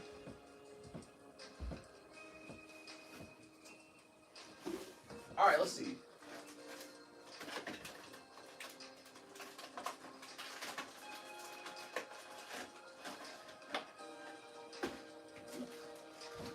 I think a part of it. I think a part of it came down to like. It came down to my personality type. Because what would have happened? I would have told her not to have an abortion, and then I would have raised the kid because that's just built into me. That is my personality. Like, you know, running away and letting her raise it by herself would be so embarrassing for me. I couldn't do it. I couldn't be like, I'm out of here, raise the kid on your own. All right, David Macchiera, because I know some guys actually do that. Actually, one of my close friends at that time, his father had done precisely that. He grew up with no dad and talked about it all the time. Did you hear about the banking crisis? I did hear about it many times. So my personality type, I could not actually not raise this kid. I would be extremely involved. And so basically, all of a sudden, it's like feeling like you're married and you have a kid. And it's like, I was ready for neither of those things. Yeah, I was so shocked. I was like, oh my effing God. After that point, by the way, when it turned out she wasn't pregnant, I was all about birth control. I was so about birth control. I was like, we are not getting anyone accidentally pregnant ever. Here's Luge. And Bard. 13 weeks for my first little one in the process of my mental state when hearing she missed her period versus now it's night and day. Went from initial fear and now motivation to be a good father. That's good, man. I'm glad to hear that. But I think, again, part of what distressed me with this girl was I wasn't even that sure how into her I was, okay? So, like, I was attracted to her, but it's like, it wasn't like a perfect attraction, really. And she was pretty sexy. But she just, like, wasn't exactly my type, you know? I guess I'm very picky. But especially, I didn't really like her personality enough. And that's what inevitably it broke us up. And so I think I might be this extremely picky kind of person. And so the idea of being stuck the rest of my life raising the kid of a girl who I'm not truly in love with, it's like my brain could process that and understand the consequences of that really well. And it was terrified of that. You know what I mean? I can see the crazy fear in a girl that wasn't the it girl for a little one. Yeah. So she was not a special, you know, like love of my life at that time. She was just a girl I was getting to know. And we had kind of a sexy moment where we got all naked. Here's Jennifer Yap, 2 lives. All right, you ready? Mr. I was that girl. 1. Jennifer, you got double right shoes. Double right shoes. What could it mean? I'm sorry, Jennifer. Oh, Jennifer, you want some bonus cards? How about a Charmander and a Pokeball? It's those damn live customs, Jennifer. Mister, how many spots left for the Lugia break? Lugia break is getting close to the end. Jump in. I think there's about 20 spots left. Did you dump her as soon as you found out she wasn't actually the preggers? No, we dated for a little while. Yeah, we dated for a little while. And then we never really broke up. Jennifer Yap. Miss Jennifer. If it did occur, knowing the inevitability that it probably won't work, feeling bad on how it will affect the child, feeling terrible. Yeah, I think that, you know, looking back on it, talking to you guys now, like 10 years later, I realize I'm an unusually picky person. And so I would hate to be stuck with somebody who's just not right for me. You know what I mean? My Gengar hunt is an epic fail, says Jennifer. Jennifer, that's not true. You haven't purchased 20 spots yet. That's probably exactly when the Gengar will show up. Trenton Conger, 2 Azure lanes. Jennifer, when you order 20 spots, the Gengar is guaranteed. And if you don't pull it, you can put on, like, the Joker makeup and outfit. And then say something like, we live in a society. 2 Azure lane and shipping on my slabs. Quip is perfect. She checks a lot of boxes, to be honest. She does a very good job. Sometimes we have our ups and downs, I guess. I think it's hard being in a relationship with someone like me. Looking forward to Papa, mister. One day, though. Troy, you got free slabs? I didn't. Jen, you haven't even come close yet. Don't stop before you pull it. we go. Trenton. All right, Trenton Conger. That's a hollow. That's a hollow. 20 is guarantee, is it now? it's a joke, Jen. It's a joke. Here we are. That's sort of like it's like a 90% of gamblers quit right before the big hit. Relationships hard in general, man. It's not you. Yeah, I agree with that. I describe relationships as like this thing you're not an expert at, and then you have to get in one, and you kind of figure it out as you go. But first, you hurt each other, right? So that's the way I see relationships, because every human is naturally selfish. Every human is egotistical. Every human is pretty much bad at communicating and bad at understanding. We're not wise when we're young, but we get into relationships when we're young, and then we hit each other repeatedly with our words or whatever we do, and then eventually we get smarter. Hopefully you get smarter over time, but by then you've already done all the things. You've already said all the bad things. You've done all the bad things. And so it's kind of sad that people aren't born good at relationships, because you just spend a lot of time trying to get good at a relationship, and then you're dead. You're dead. So time's up. You got 20 years and you're old. You know what I mean? It's over so quickly. If we lived for like 1,000 years, you could spend the first 100 years just learning to get along with people, and then you would have all this leftover time to meet new people. You know what I mean? Okay, shipping on my slabs. I have 2 TCC slabs. Just the slabs? You got it, Trenton. We're not born good at relationships. Some people are, probably. People who are naturally skilled at social harmony or something like that. Here we are. Okay, Trenton. Mister, I want to switch my order to 10 Hololive. I sent an extra 10 for it. All right, but there's a rule. If your order was for 10, what's it called? If your order was for 10 rent-a-girlfriends, I can't make that change, because what you're doing is called searching. But so I'm going to go take a quick look at it. What was your name? Mr. Piasu? What name do I go for? Slime. I don't know who Piasu is. Is Piasu Chandelier? All right, Trenton. Slabs only. There we go. I don't think that's what he's trying to do, because that happened a while ago, didn't it? There we go.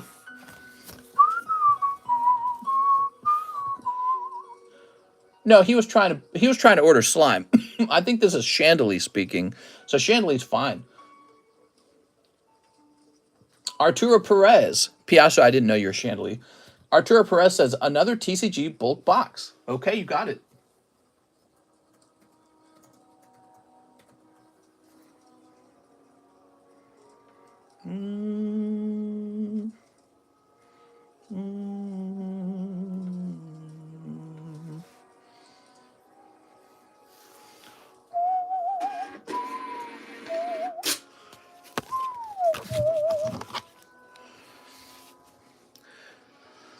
You know, I could sell these bulk boxes to John for like $11 and make the same money, I think. Maybe $10. I wonder if John would take those bulk boxes and try to profit on them.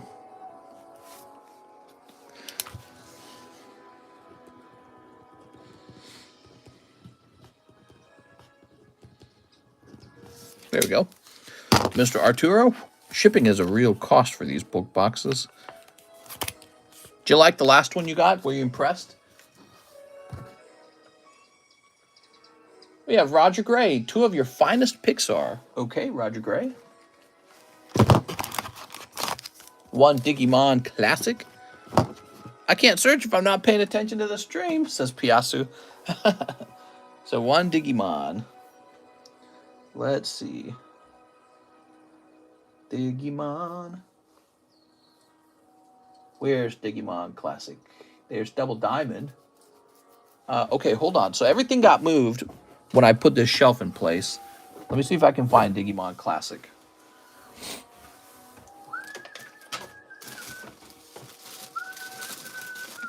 Here we are. I found it.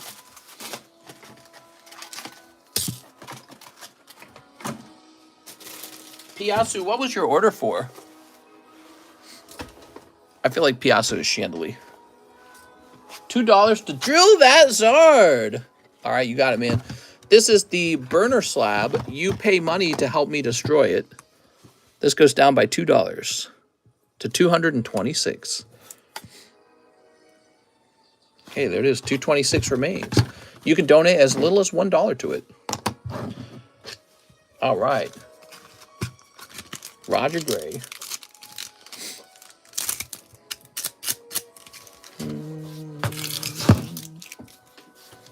A lot of bulk is going up in value, mister, so now people want it again. Here we are, 2 hollows. Okay, Pixar, huh?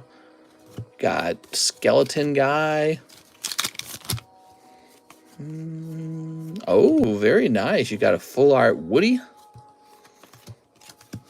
Beautiful, man. It's got the little Toy Story stamp. James says, order placed. Sounds good, James.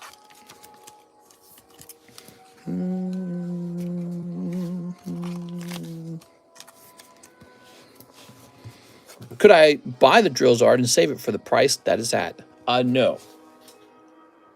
That would not be very fair to all the people who donated to get it drilled. Okay, Roger Gray.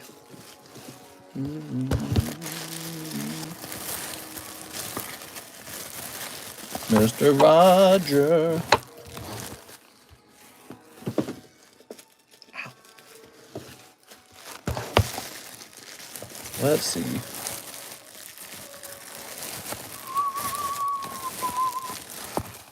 I'm in the dreaded R box.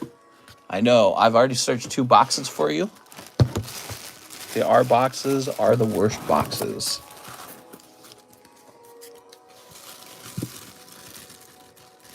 There we go. Who's going to be our next president, mister? Could be Donald Trump. I don't think it will be. I don't know. I feel like if the Democrats presented one good candidate, they would probably sweep, to be honest. I think Joe Biden has a very serious chance of losing. I don't think he's very popular among Democrats. I don't think the country feels particularly strong right now. I feel like Donald Trump's message is too racist feeling. I feel like he will struggle on the issue of immigration. None of the Republicans have found a way to talk about immigration in a way that doesn't paint themselves as a racist.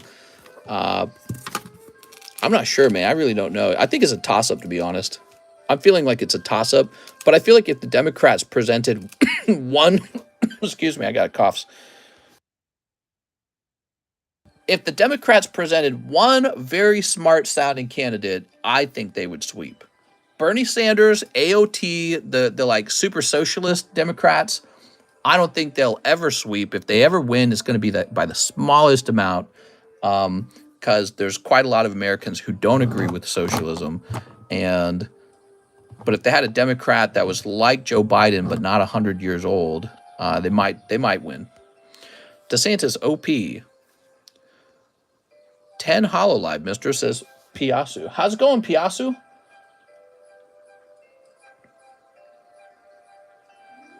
All right, so David Macchieri says 5 packs of Crystal Abyss. 1, 2, 3, 4, 5. I think that's what he means, right? Crystal Abyss?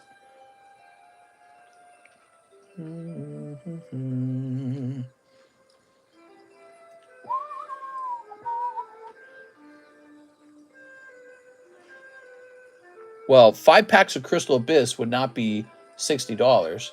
5 packs of Crystal Abyss would actually be $70. So hold on, let me divide this by 14.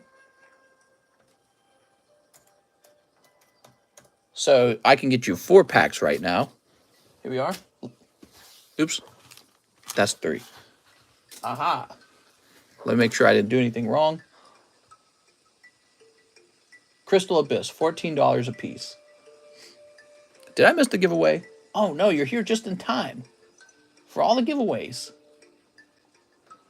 Hold on a second. Were you underpaying on the earlier ones? I randomly check orders for correct math. That's kind of how I do it. And so this one got tested and the math was off. I think the math is off, right? How many did you want? You wanted 5 packs. Let me double check. Okay, I'll do 5 times 14. Oops. Nope, 5 times 14 is a 70. So yeah, it's off by 10. Let me double check the other ones.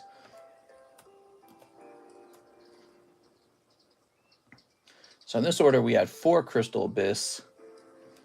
4 times 14. Oh, you're off on that one too, huh? Okay.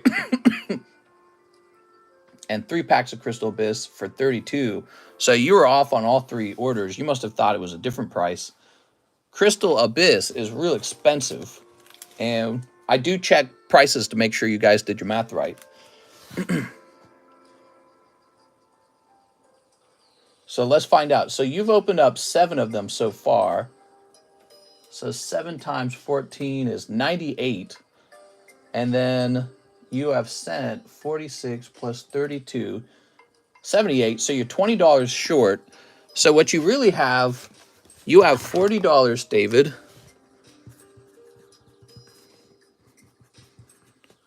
Because you just sent me 60 and you were $20 short on the previous orders. Oops. There we go. So you have $40 here. And so now we divide that by 14 to see how many packs I can open for you. I think that's like, yeah, it's 2.8. So roughly 3 packs. He says sent. So did you send another $20 in this case? So were you catching up on that? Because on the other orders, you were a bit off too. Should even us out. Late math is hard. No problem. So let's think about it for a second. So you had $40 from the previous order. And we add the $60 you just sent. You have $100. So you have $100 now. And we can divide this by 14.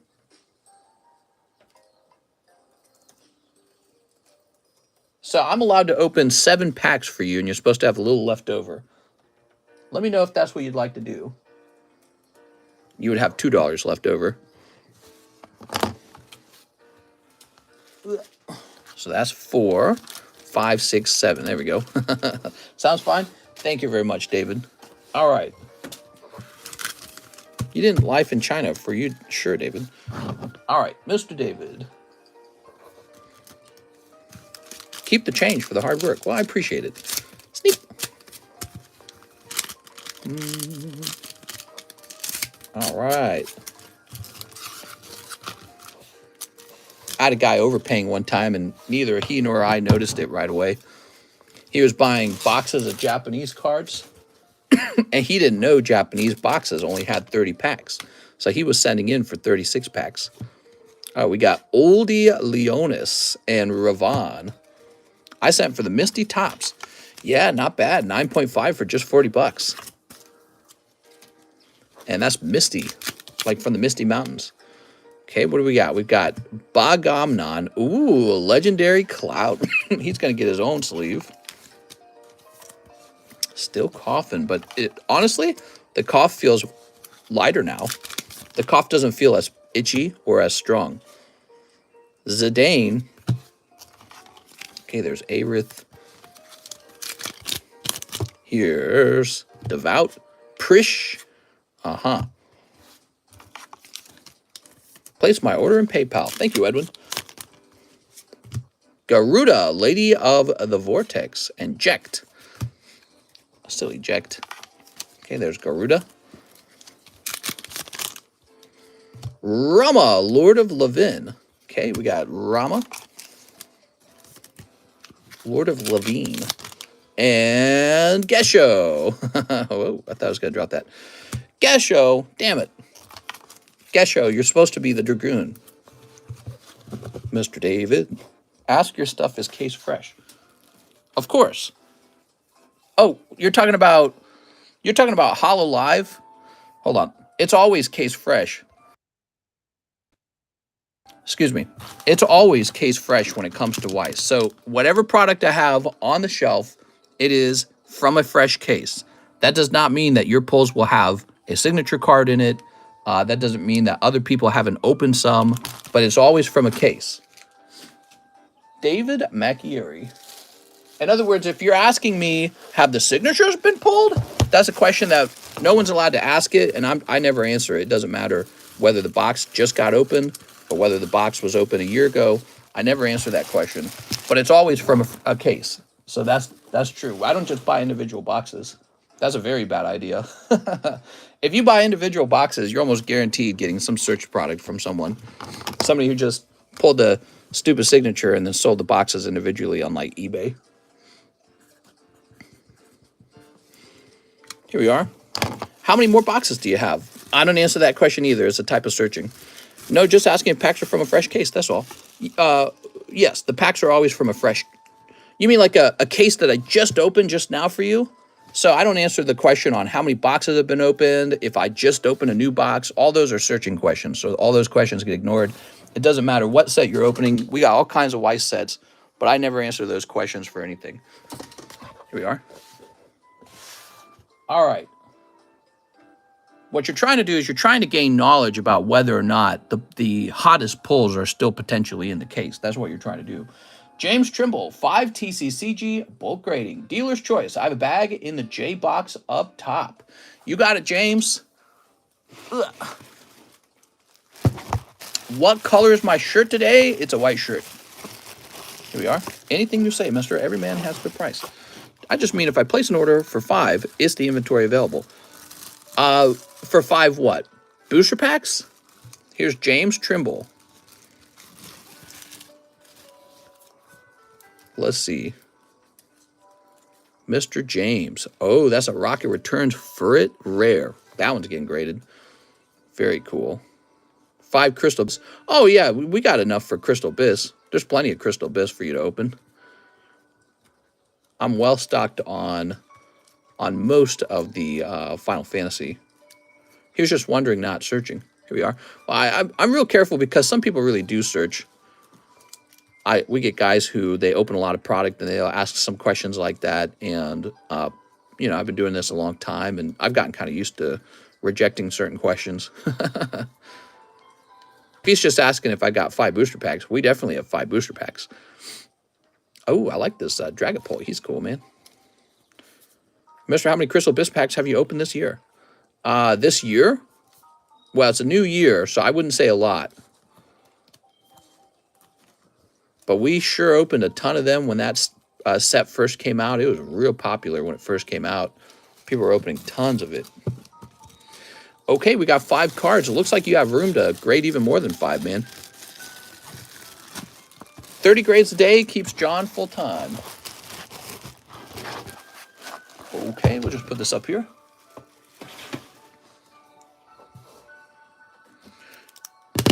All right.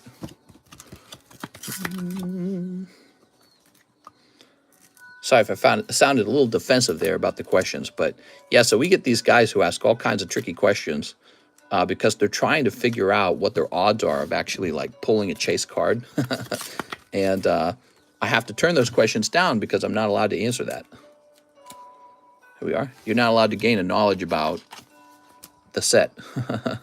How much inventory I have on it, who's pulled what, your odds. There we go.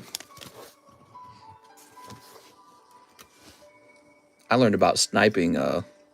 In the first year that I was doing this, I learned about sniping and snipers.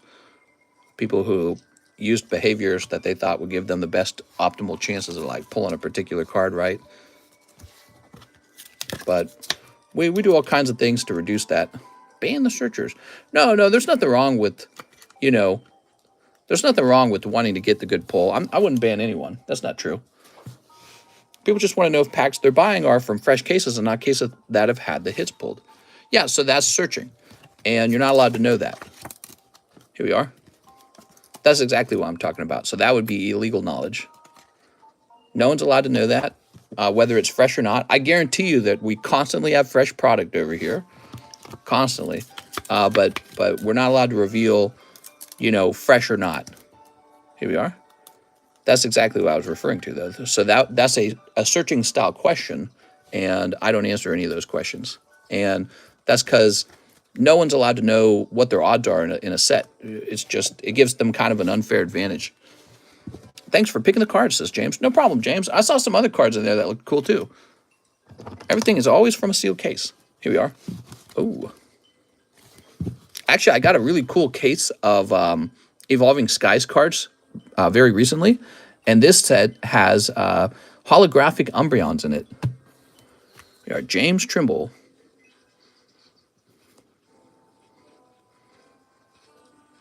There you go, James Trimble.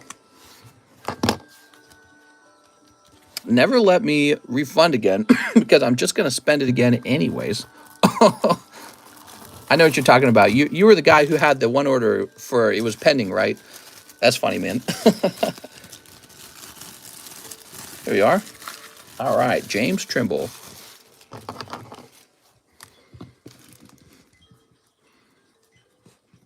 I love grading cards. It's really something that I'm very passionate about.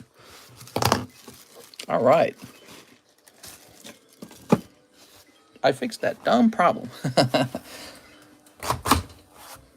There we go. There's a new Final Fantasy set that comes out in like August or something like that. Jesus, that's a long time from now. We're in, I thought I read it on their website. The next one's in August. That's forever from now. David says, should even us out? No problem, David. Here's Roger Gray. He says, I'll take the Misty Tops. Roger Gray.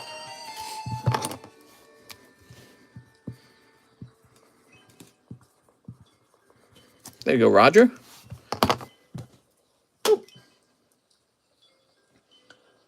All right. And then David says 6 Crystal Abyss. Damn, dude. I should just go get the whole box and bring it over here. I've been bringing over chunks of packs instead of the whole box.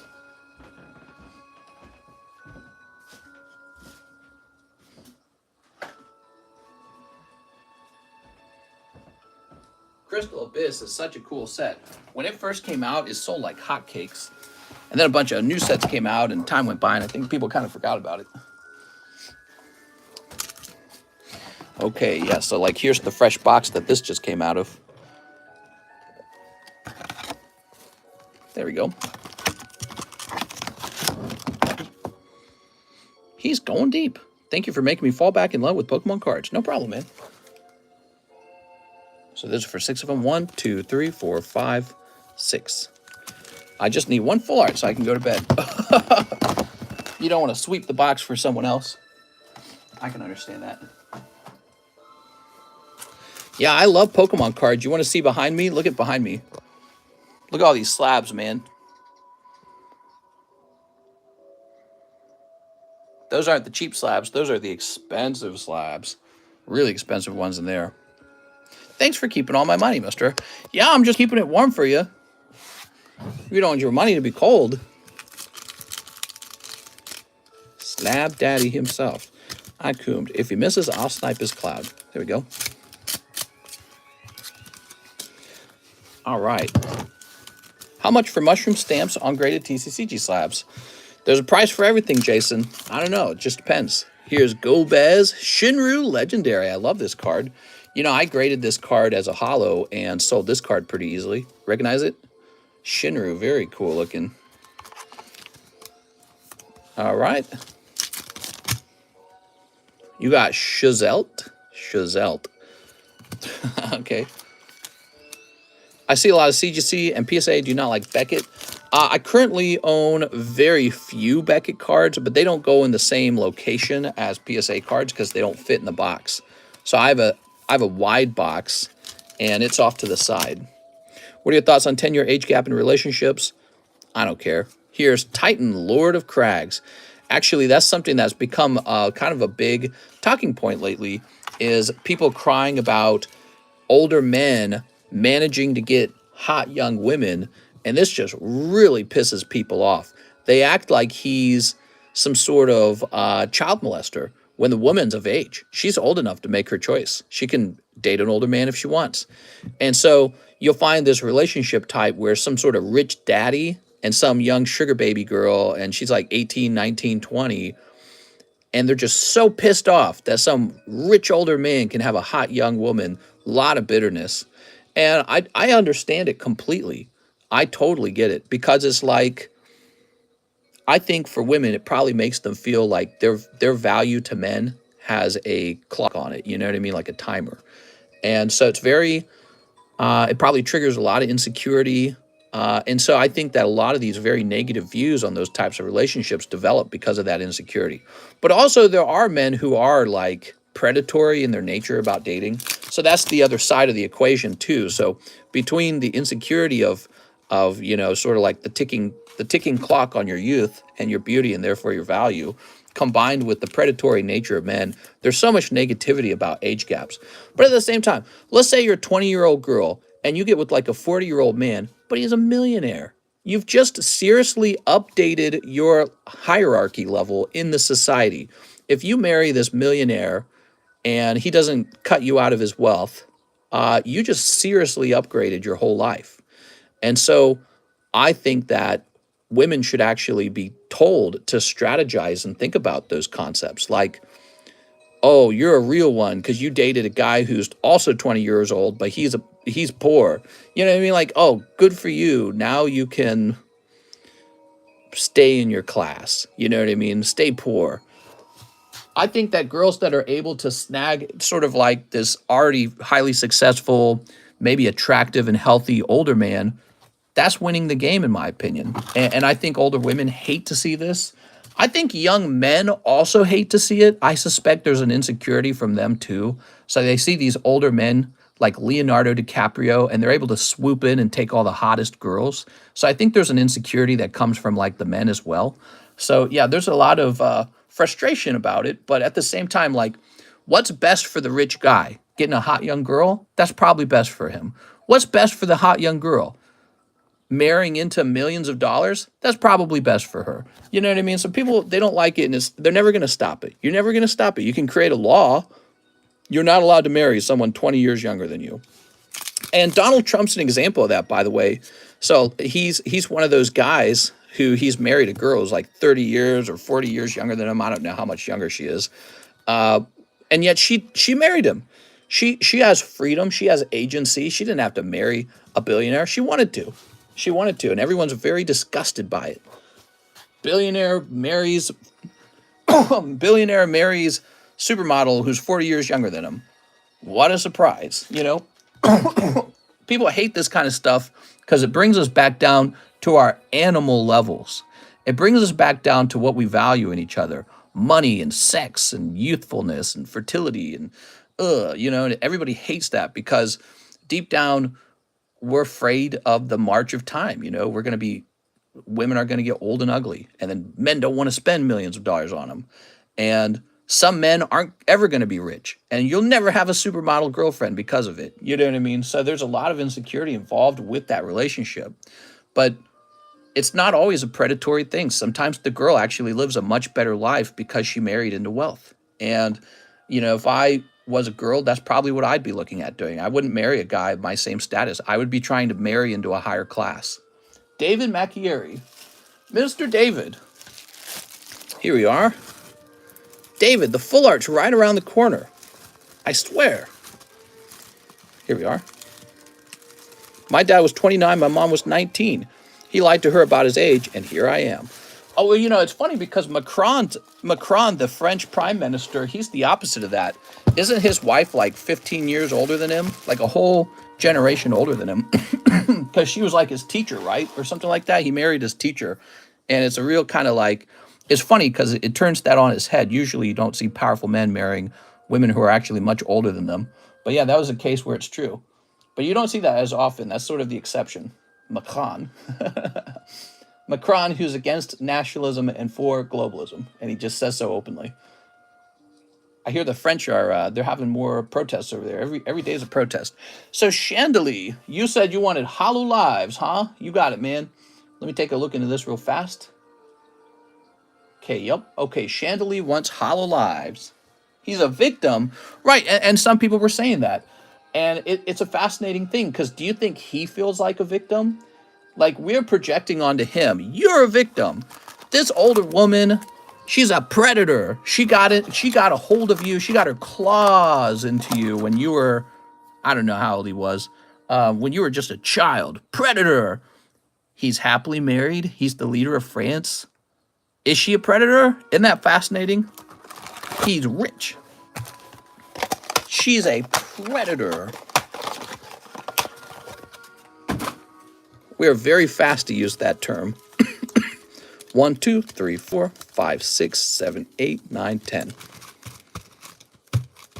If you date a dead body, you won't have to worry about them getting old. True. Or a Mikasa pillow, body pillow. A Mikasa body pillow. I wouldn't know anything about that. All right, here we are. Let's see what we got.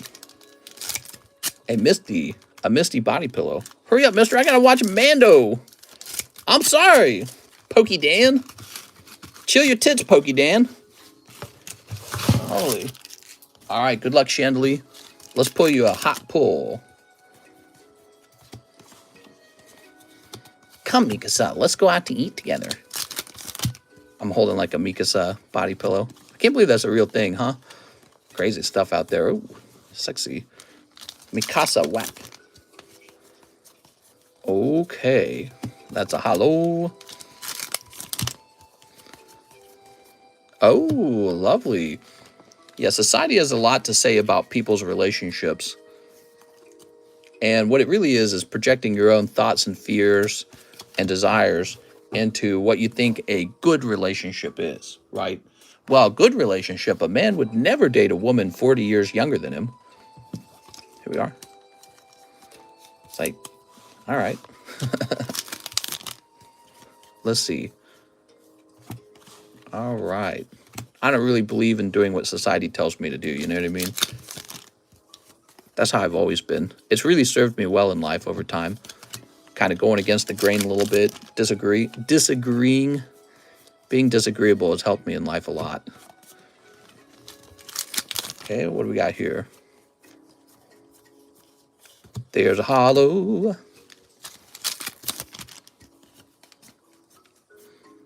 There we go. And a boobies. And a hollow. Very nice. There's a lot of dating competition out there, you know. There's a lot of people who are in relationships that are struggling. They just broke up. They can't get a date. Or they get a date and it's not the quality that they thought it would be. There's a lot of that going on. So there's just so much grumbling and rumbling and unhappiness. Here we are. Expectations are higher than ever. I think social media is to blame for that in a lot of ways. Social media and dating apps have really changed a lot. Did you see the Magic 101 card for Lord of the Rings? I did see that. That's very cool, man. All right, here you go, Chandelier. Not the wild signature card we were hoping for. There we go. All right. I don't like it, says Tibby's. Tibby's, I agree with you. I don't like it. Back in my day. We got Daniel Clausen, small bag, 5 Resurgence of Power. Resurgence. That's these guys. 1, 2, 3, 4, 5. March 18th, you're writing Pokedan on your thumb. I don't know. You said I could for $50 back in February. I'd think about it. I bet, let me think about it more, Daniel. I mean, I do like $50. I need time to think about that one. So that's a true ad is what you're talking about, advertising a website like that. And I need to consider the correct price for that if it is $50. The thing is, you're getting us closer to a situation where it's like real instead of just like an idea. So I will have to measure the value of an actual advert. By the way, it would be better not on my thumb, but featured right here in the center of the camera. All right, here we are. Daniel Clausen. Here's Ash. You've had a month. Here's Fusion. Lightning. Here's Ziggy. You got to reach out to me and have a longer conversation about it. We already discussed this, but okay. Did you reach out to me on like Discord or something? I got to talk about it longer than just live because that's sort of a big decision, doing some sort of advertisement. Here's Tama. I don't think I would advertise anything unless I had spent more time researching it. Like, what am I advertising? Here's Galif. Galif's so gay. All right, very nice.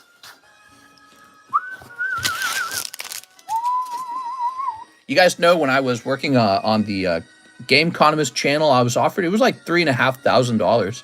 I was offered $3,500 to advertise Raid Shadow Legends. And we came so close to doing it. And I had to sign a form that said I'm not allowed to take the video back down. And when they told me that, I'm like, nope, I'm out. I was like, no, thanks. They said, you may not take the video back down ever. And I was like, ever? I was like, how about in 2 years? She's like, nope, it's got to stay up forever. And I was just thinking, I was like, man, these videos get like 500,000 views over time. And I was just thinking, I was like, well, you got to pay me more or I got to be able to take the video down. She wouldn't do it. And I said, well, you know what? I don't need this. I don't need the money. Okay. What time is it? 3:24. Wow, it's so late already. Well, guys, there's no line. No line at all. If you're new, why don't you try making an order? Have you ever made an order? Alex says, I just live here. Only 140 viewers. People must have gone to bed for sure. I'm going to turn the music up. I'm going to take a little 1 or 2 minute break. Just walk around, stretch. I might have a bite to eat. Actually, I'm dying of thirst. My drink ran out. So I'll be back, guys. I'm going to just take like a minute break and walk around.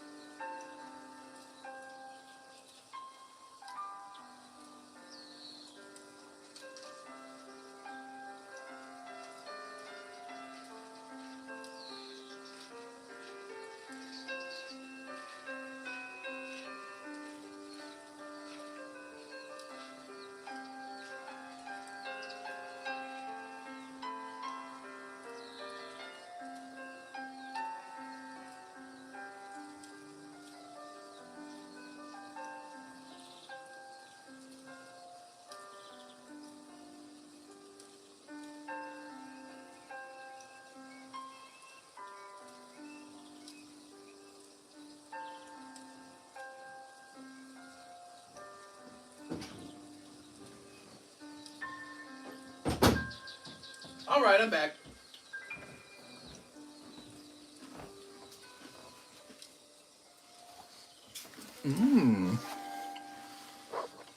Didn't put what in?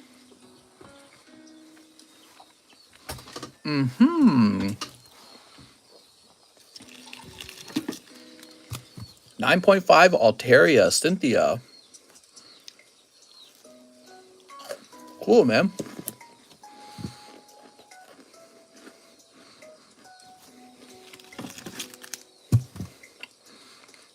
Wow. Pristine 10 on that Jigglypuff.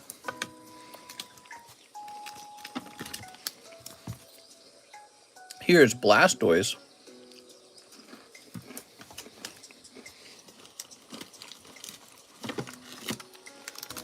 Slowpoke, are you eating carrots? Yeah. And Bellsprout. The chocolate chip on your finger, mister. What? No chocolate chip on my finger. You're lying. He's eating sugar.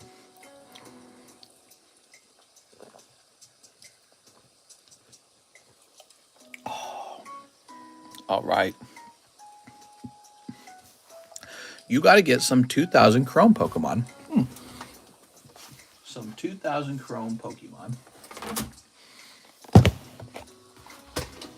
You mean like this guy?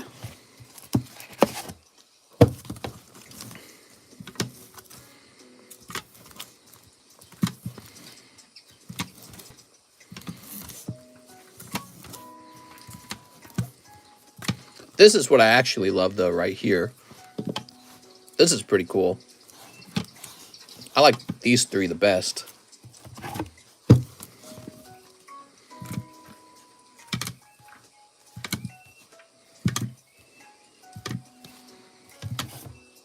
Look at this wrongly encased card.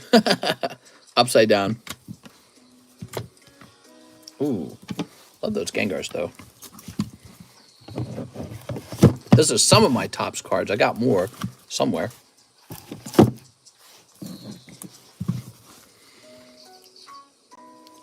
Regular Gengar, Gengar Chrome, or Spectra. And then this is Series 2 Gengar. So hard to get these. It's funny because they don't even, it looks more plain than these two over here. But I know for a fact how hard this is to grade. I have a Gengar, but he's hiding it alive. You want me to put this up for sale?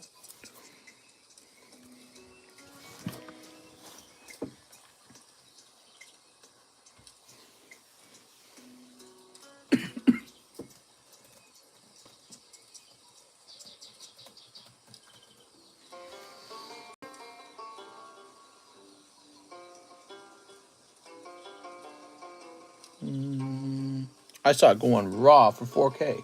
It's fucking raw.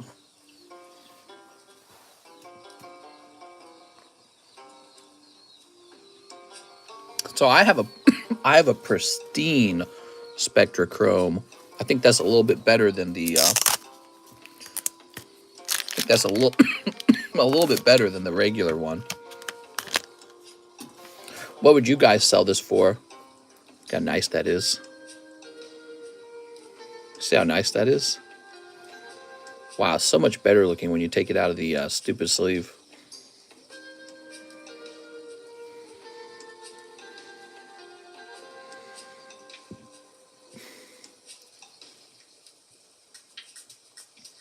$3.6. All right, we're starting the Charizard break. 3.6, guys. Imagine I put this into the large. So cool.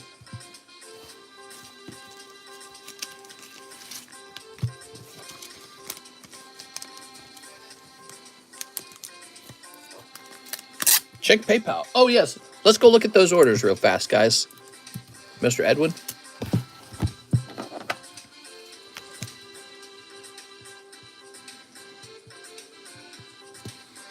That is a nice looking card, man. Mister, when is the Primal Clash box break happening? It's done. Primal Clash box break was a little while ago, man. Yeah, that box break ended. We just finished that one, and then we finished a Unified Minds box break, and now we're on to an Evolving Skies box break. All right, here we go. We have Daniel Clausen. Oh, I already did that one. Let me refresh. Edwin Sanchez, 2 one-piece Mighty Enemy. You got it, Mr. Edwin. Oh, lovely. All right. I'll trade the Zard for the Gengar. Well, the Gengar has gone up in price, you see. You'll see. If you do a trade, it's got to be a nice trade. I got to be motivated. Got to motivate me. Usually you're trading for one of my favorite cards. Here it is. I recently had a guy who wanted to do a trade with me, and he did a thing that is pretty typical of trades. What he did was he came in with like some PSA 7, some PSA 8, some PSA 9, and he said, look, you can add the buy now prices of these up to the same price of your item and its buy now price.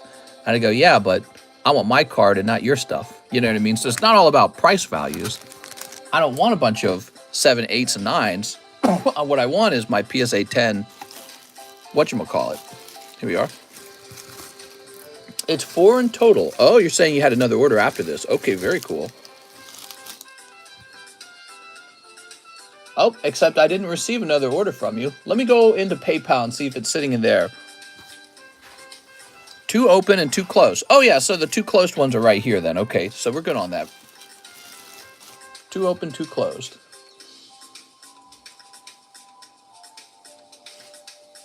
All right. So we're jumping over to ZELLE. We have a Mr. Chandelier order. He says 2 hollow lives. You got it, Mr. Chandelier. The sell trade shows where the guy gives a value estimate and the person wants the full price. I'll sell you the cards for cash and some store credit on top. Which cards? Here we are. Oh, were you talking about those Venusaurs? I think you were talking about Venusaurs. Here we are. All right. PSA 8 Blaine Zard for the rest of SLAB-AWAY. I think is 240, 260. My balance, I can't remember. Here we are. All right. There we go. Well, think of it like this. So you want me to buy your Blaine's Charizard for 240, but then I would have to turn around and sell it for you. So why don't you just sell it for 240 and then just give me the cash from that sale? So that's what goes on in my mind when I'm offered a trade. So let's say you're offering me a trade.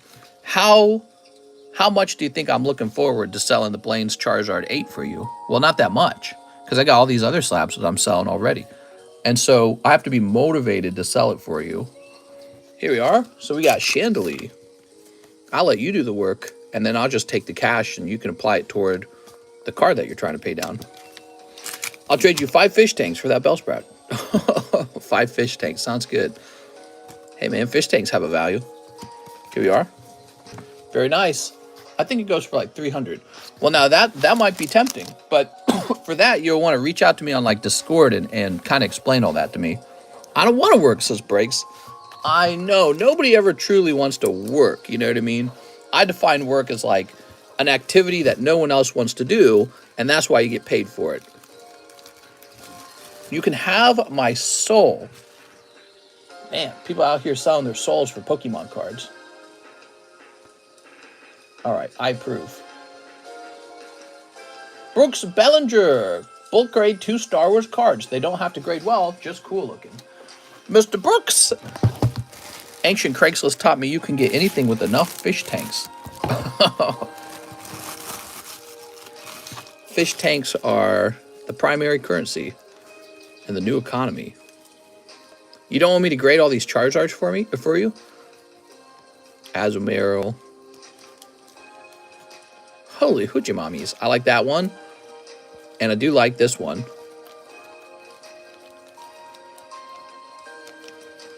Then again, this one's a Rainbow Vader. What is this music, dude?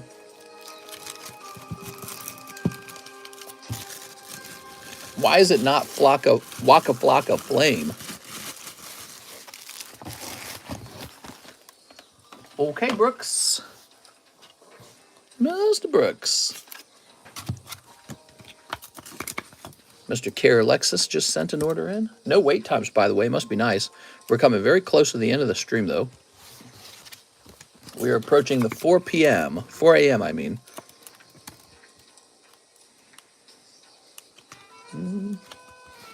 Another great night, guys. Look forward to the new sets when they come out. I think I better start looking into updating the Yu-Gi-Oh menu. Might be time to add Magic back onto the menu, because, I don't know, Lord of the Rings set sounds like that would be popular.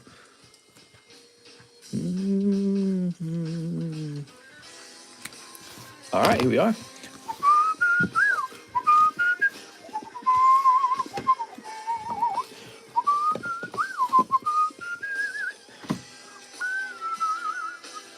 David Macchieri. 4 more.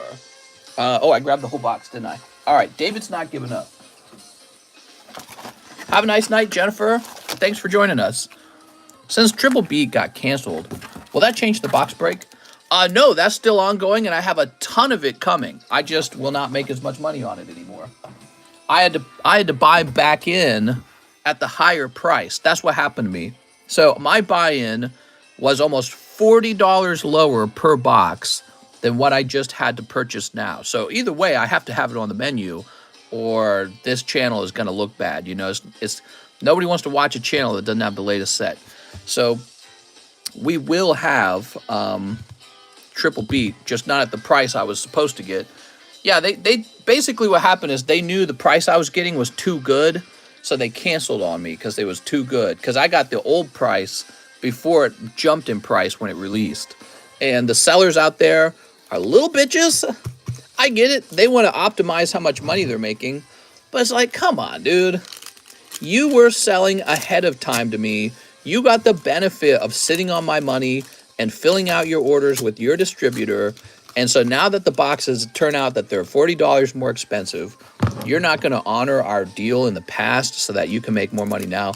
That's it. That's the card hobby right there in a nutshell. It's just how it is. Whoa, David! Good thing you stuck it out, man. That's a hollow cloud. This is definitely a key card to grade, and probably you're going to make a decent return on that one card. So Cloud Hollow is a big pull. Blue Mage. Oh, gross. Sorry, man. Blue Mage box. So that was a good round, though. You just got your Blue Mage. Here's a little Xenos. It's kind of cool. We got Kojin. Be nice if you got 2 full art here. And Wool. He's kind of nice. All right, we got Wool. So Cloud Hollow is the valuable pull in this round. Blue Mage is going to have a value just because there's going to be people who want to complete the set. He's kind of a generic character, though, isn't he, Blue Mage? I'm sorry. Everyone hopes a box is going to be a hot box, you know? Scooby-Doo. How much are the packs going to be now? I think they're the same price. I think I just don't make very much money at all when I sell them anymore. Yeah, if I'd gotten them at the old price, I was going to make out like a bandit, to be honest, guys. I mean, and that's part of the game. Like, if that's what I try to do. I try to get the boxes at the old price. But no, they canceled on me. But not all of them canceled on me, by the way. One distributor, one supplier did not cancel on me. And then I had another guy who I ordered from, and he sounds fine. But yeah, I won't be making crazy good margin on Triple Beat. I personally wouldn't open it, to tell you the truth. Again, it's probably going to get opened like crazy just because it's new. You never see me open new anything. I just think that I prefer to buy slabs, and I prefer to buy vintage. Here we are, look. Foil Cloud is going for 30 bones, so not bad. But you got to get him graded. He got to get graded perfect. Got to get that perfect 10 on him. Then he'll sell for $200. Look at this. Legend Maker Gengar. That is a rare card. Omastar, and look at this Groudon.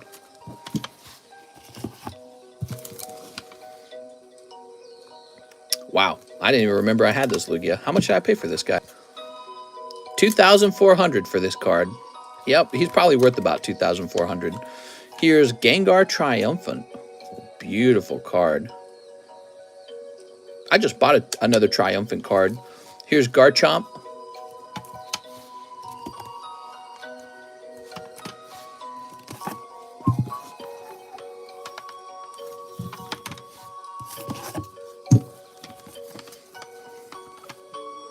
This is a crazy amount of money, by the way.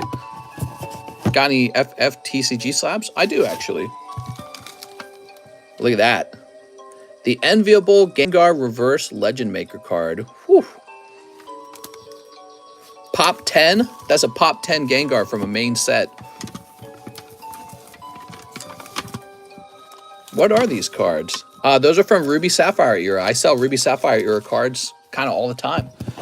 A Ruby Sapphire era card that is on the table right now and for sale. Where'd he go? He was here. Blastoise. By the way, Mr. Manieri, check this out.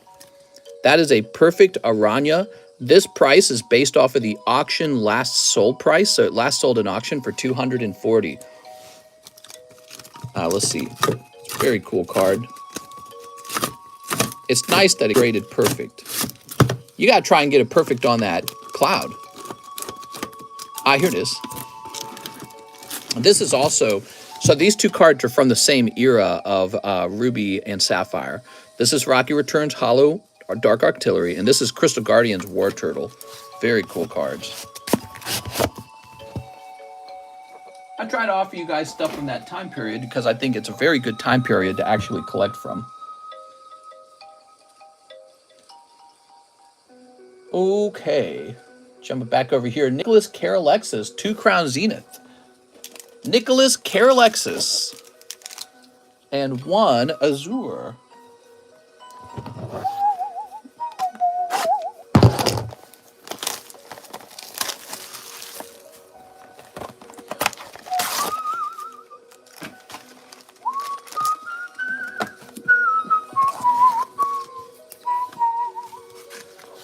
Fix this camera a little bit. There we go. Let's see what we got. That Lugia, close, man.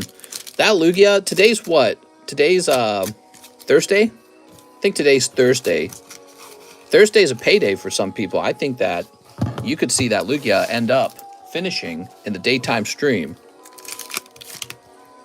Okay, there's a holographic. Wednesday? No, today's got to be Thursday, right? Oh, it is Wednesday. I'm sorry. I'm dumb. I did the whole next day thing wrong. Here's Deancey. Today's Wednesday. Oh. That's the Azure Lane. Holy hoochie mamas. No Triple Beat will come out in June for English. What? Hopefully not. That's a long time to wait. Triple Beat in June. All right. Thank you very much, Mr. Nicholas. Oops. Nicholas Carolexis. Let's see.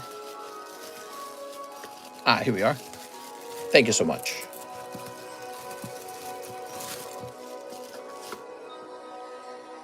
All right.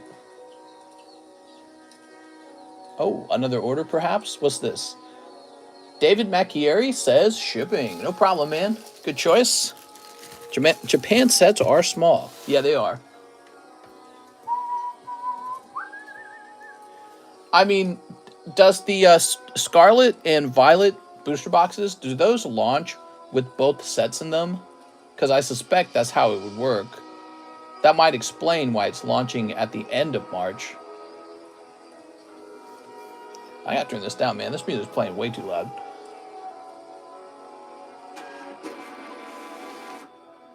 So usually there's 2 sets of Japanese or 3 sets going into 1 box of English. So probably the English set is going to have both Triple Beat and base Violet Scarlet from Japan in it.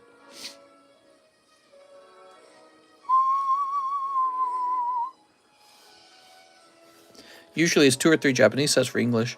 That's what I thought. Okay. Yeah, that's another reason why we don't have those sets yet. But people are so anxious for the new set. They're really anxious for it. And that's why the Japanese ones are so expensive right now. Everyone's kind of caught on that they can open up the new set in Japanese, and so they're way overpaying for the Japanese cards. Japanese cards were never like more expensive than English, but that is changing because people want their stuff immediately, you know? Wilder Cardano, SLAB-AWAY for a spot in the base set box break. You got it, Mr. Wilder. All $45 can go straight toward the actual slab, the actual booster. So that's another person, Wilder Cardano. Base set booster. And it's going to say 670. You know, maybe I should be writing their names down in the actual box. Because right now I haven't written their names down. But maybe I should write their names down. So 670 minus 45 is 625. 625 remains. Thanks, man. All right. You don't want to miss this box break. It's going to be a very cool box break. We haven't done a vintage box break like this in a very long time, so a lot of people have never seen a box break of this type before on this channel, but they're very cool. It's a vintage box break. It'll take up like a whole stream by itself. Maybe about half the stream will just, you know, like 2 hours will just be that one box getting opened. And if somebody pulls Charizard, it's going to be a super iconic moment on the channel, and it's just going to be a ton of clips of it and all that. So I'm very much looking forward to it. And then next we open a shadowless box. You know what I mean? All right, no more orders, guys. I think we're done. You guys are still hanging out with me so late at night. Maybe we need to hand out a free one. What free one, though? Here's a cool one. All right, guys, I got a free card for you. Thanks for hanging out with me so late, guys. That's Starmie Cardos. Let's pick a number for it.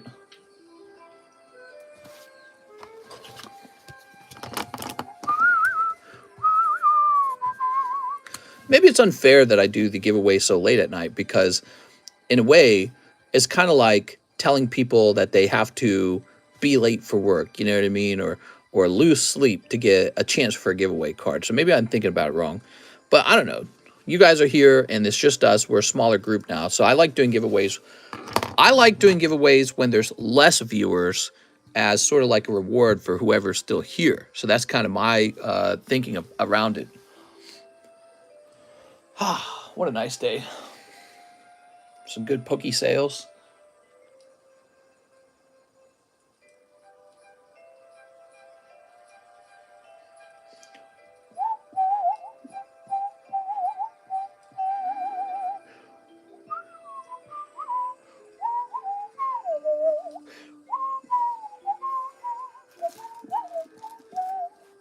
This artist who puts these compilations together, he kind of reuses the same music. So you'd think when you run into his channel that we got all this great music we can click through, but it's all the same music. So it's like, doesn't matter. All right, here goes. Roll it. Saint Zero is the winner. Mr. Saint Zero, I don't think I've heard of you before, Saint Zero. It's nice to meet you. Or maybe you have been here and I just didn't know your name very well. But you sound newer. Saint Zero's the winner. That's me, says Waldo. Here you are. There we go. If you got a bag, I can put your bag name on it. Did you guys have a good stream? My back's tired. We've been at it for a solid 4 hours. I always feel wiped after 4 hours. Kind of crazy to think in the past. Piasso says, one more order. Did you already send it?